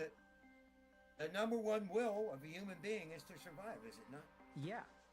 And what I'm also hearing, and I know this may sound kind of weird, but there have been a lot of times where we've sort of talked a little bit about, maybe how you're feeling or for example, that you don't feel lonely, and even you're a little bit surprised at that.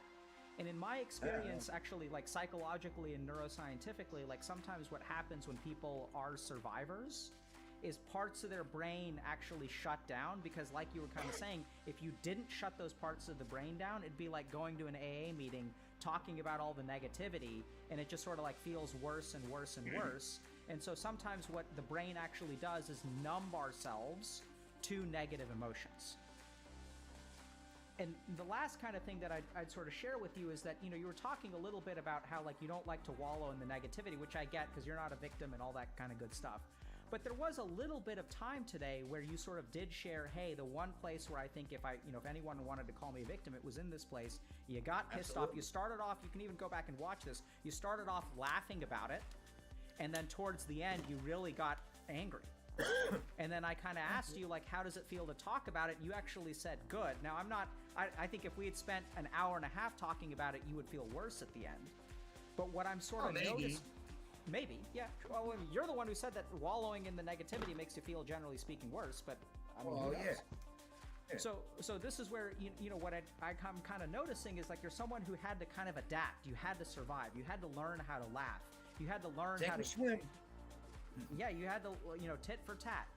And at the same time, the cost of that survival, has come at maybe to a certain degree, kind of toning down your compassion, toning down your empathy, toning down even feelings of loneliness or negative emotions, because you've said time and time and time again, everything to me is funny.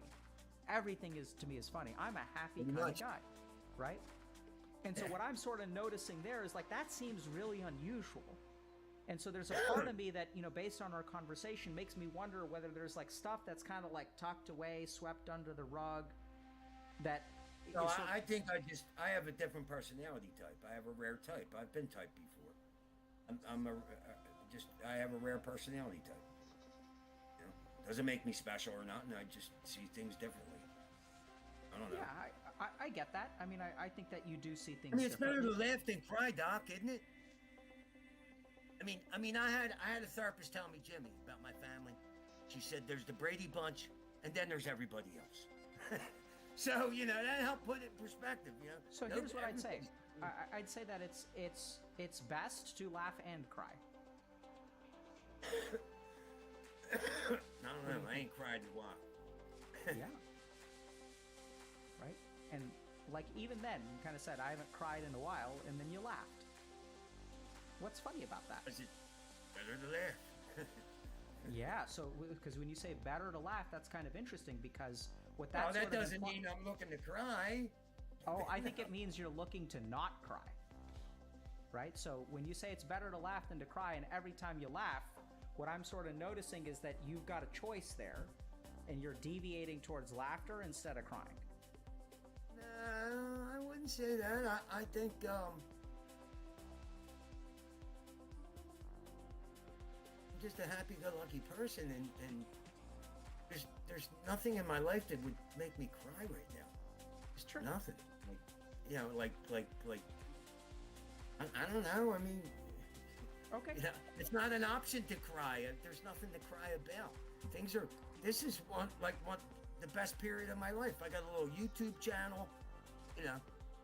I mean, I like that. That's going pretty good. Yeah. I quit one job for another. Got 2 more hours there. I'm doing all right.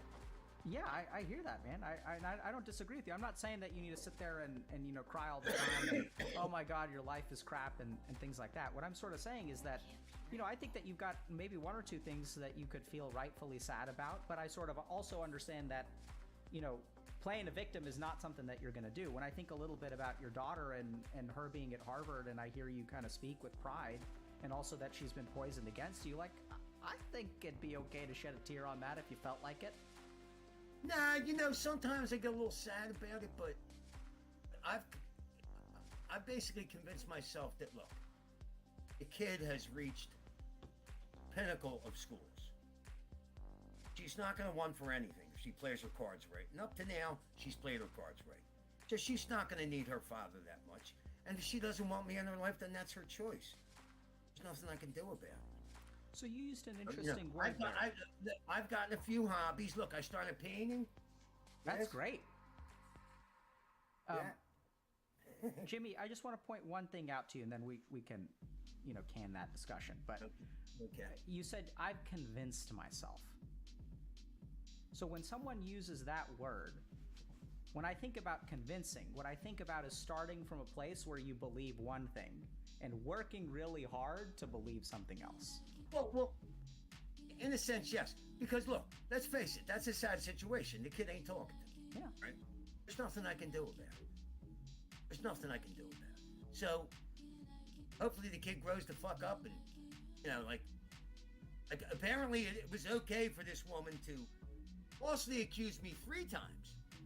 Twice of abusing her, once of abusing... Yeah, so, Jimmy, can I cut you off again? Is that okay? So here's what I'd say. I'm with you that there's nothing you can do about it. So a lot of times when there's nothing we can do about something, like why cry about it, right? Because it's not going to help anything. I'm with you. I'm with you there. Makes perfect sense, right? So like why what's the use of crying over spilled milk? Right? With you there. Pretty much.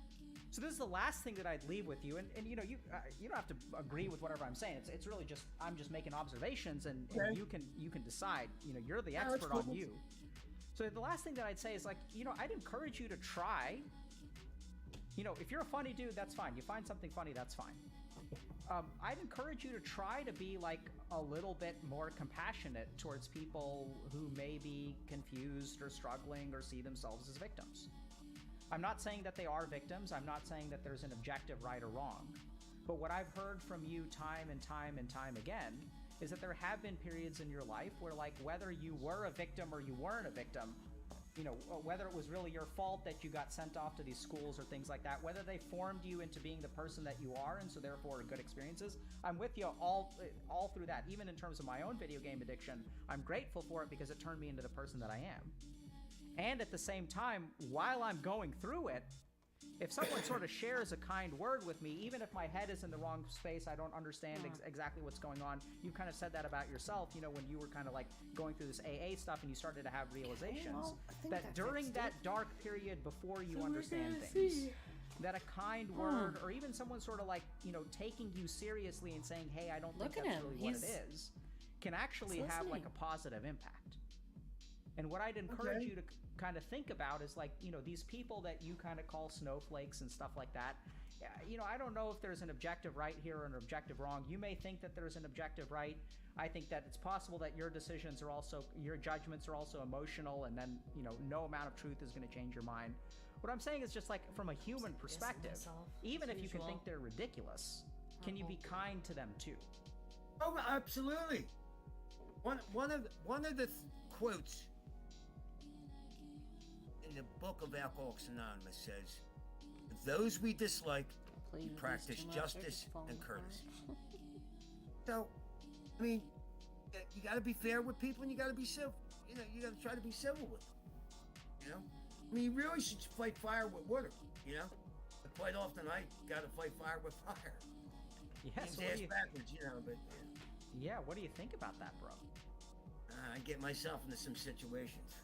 Yeah. So, just one last thought. David can talk or you can talk. I'm kind of done with my spiel, but just like you said, like it sounds like a lot of times you fight fire with fire, and the words came out of your mouth. Like maybe you should think about using water from time to time, bro. Yeah. Sometimes water doesn't make sense when you're dealing with somebody who's irrational and unreasonable. Well, I mean, look, I'm not saying that fire isn't appealing. But I'd even argue that the more irrational someone is, the more water helps rather than fire. I don't know if they're willing to listen. Yep. Yeah, I think it's tricky, but I'm hearing that maybe you're rethinking things a little bit, but you came to use fire for a reason, right? Because the water wasn't working well. And at the same time, maybe there's some exploration to have there. I think with what I went through in my life, I've turned out pretty goddamn good. And I'm relatively happy. So, yeah. I have no problem with my life. I think you've done a good... I'm about to say something that make you... Let me know if this is like a victim complex kind of thing. But I would say, given the hand of cards that you've been dealt, you played a really good game of poker. Yeah, maybe. Believe me, I fucked up along the way. Yeah. Learn more from fuck-ups than any kind of success. Trust me. Absolutely, man. Failure is overrated.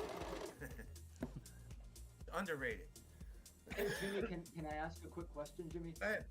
When you and I started kind of, I don't know about corresponding, but when you started calling in, there was a different sort of anger that I feel like in our interactions has dissipated over time, where you and I have even communicated privately by email. And I feel like it's a different Jimmy than from maybe a couple of years ago. Is that about something has changed for you over the last couple of years, or is that about your relationship with me specifically? I would say LSD is helping. I honestly believe that. And now the doctor is going to not like that answer, but I don't care. LSD in a universe that is not this one, where I may have done still lots of that. Some parallel universe employer, 10, 20 years ago. LSD is amazing. There's a reason that they use it. There's a reason that they use it in therapy. Or that they're trying to.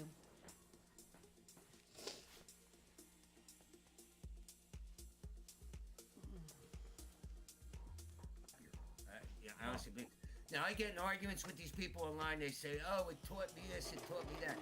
LSD, it's a drug. It ain't teaching you shit, but it does seem to make me happier. It does seem to make me want to take risks. Like I was afraid to start the YouTube channel that I got.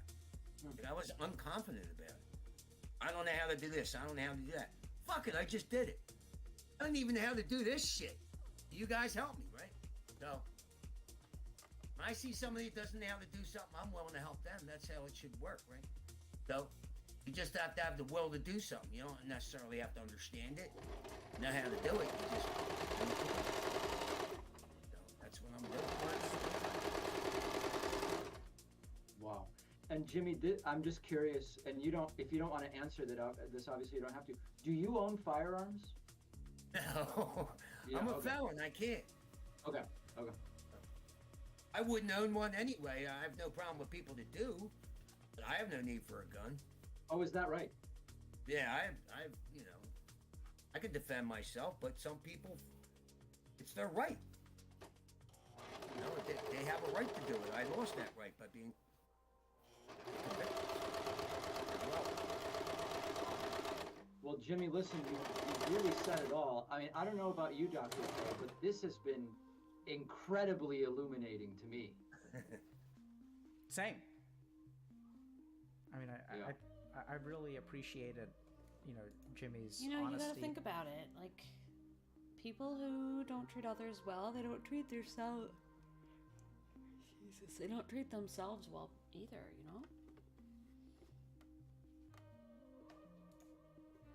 And his perspective and his cojones for coming on and kind of maybe stepping a touch outside of his comfort I had zone. fun, fellas. Yeah.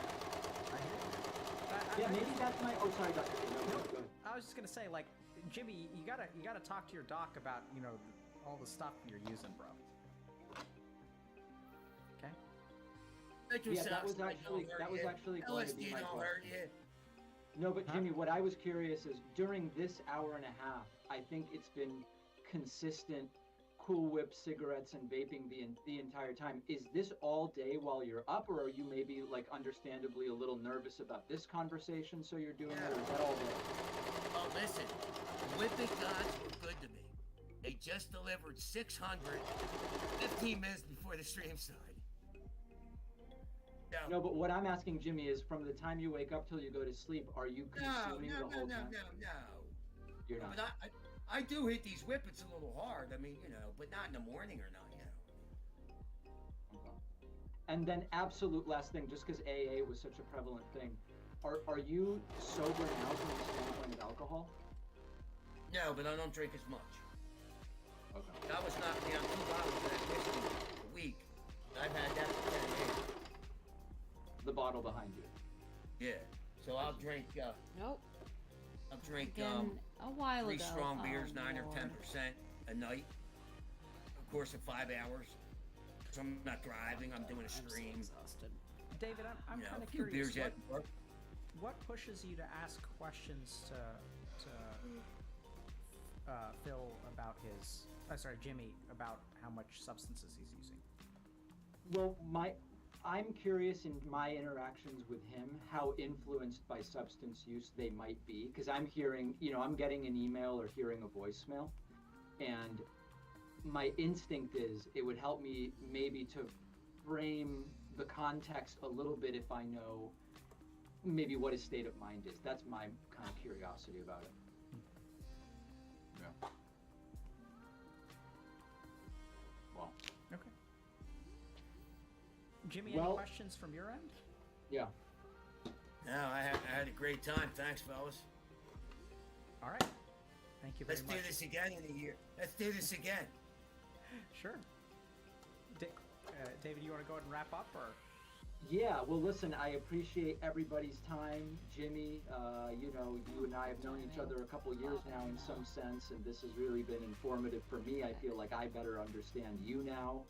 And, Dr. K, I really appreciate you lending your expertise and,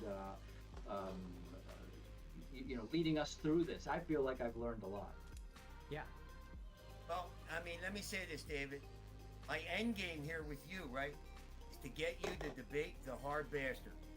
And one day, you're gonna do it. Sorry, who, the hot bastard? The hard bastard. Okay, all right. Well, let's talk about that in this new spirit of openness and exploration and honesty. This sounds Well, great. Hard Look forward to bastard. it. Our bastard is a YouTuber that eviscerates you, David, every night he streams. In fact, he'll be on tonight doing a segment on you. Okay, And it's all right, good. absolutely hilarious. It's absolutely hilarious, David. All right, very good. All right. Okay, thanks so much, guys. All right, Dr. y'all. K, really appreciate it. Yeah, thanks a lot for the opportunity, I Jimmy. It was nice to appreciate meet you, man. The three of you sticking And Nice to meet you. David, take care. Thanks for setting this I'm up. assuming you're All right, David, I know, thanks but for if you're setting it not, up. thanks so much All for right, we'll sticking talk to All right, everybody guys. soon. Oh, Now that was something God, else. tired. Chat. What on much longer does this- earth? Okay.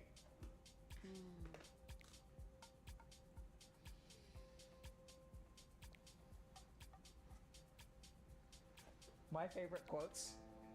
You gotta fight fire with fire and beat them at their own game. Sometimes fire doesn't work. You gotta use water. Jimmy was fantastic, man. You know, it's so interesting because I think a lot of times we Oh,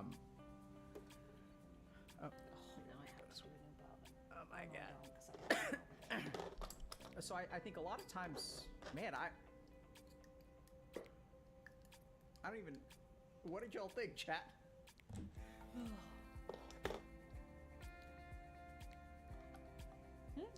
You're probably all my friends who have all gone to sleep by now. But you're just letting it run for views. I bet you. Anyway, if anyone is letting it run for views, thank you. I appreciate it. I am going to Like people head were out. saying, I like, it was- apologize if I you mean, can't he finish was- this video. You can definitely go watch it if you'd like. It's pretty easy to find. And yeah.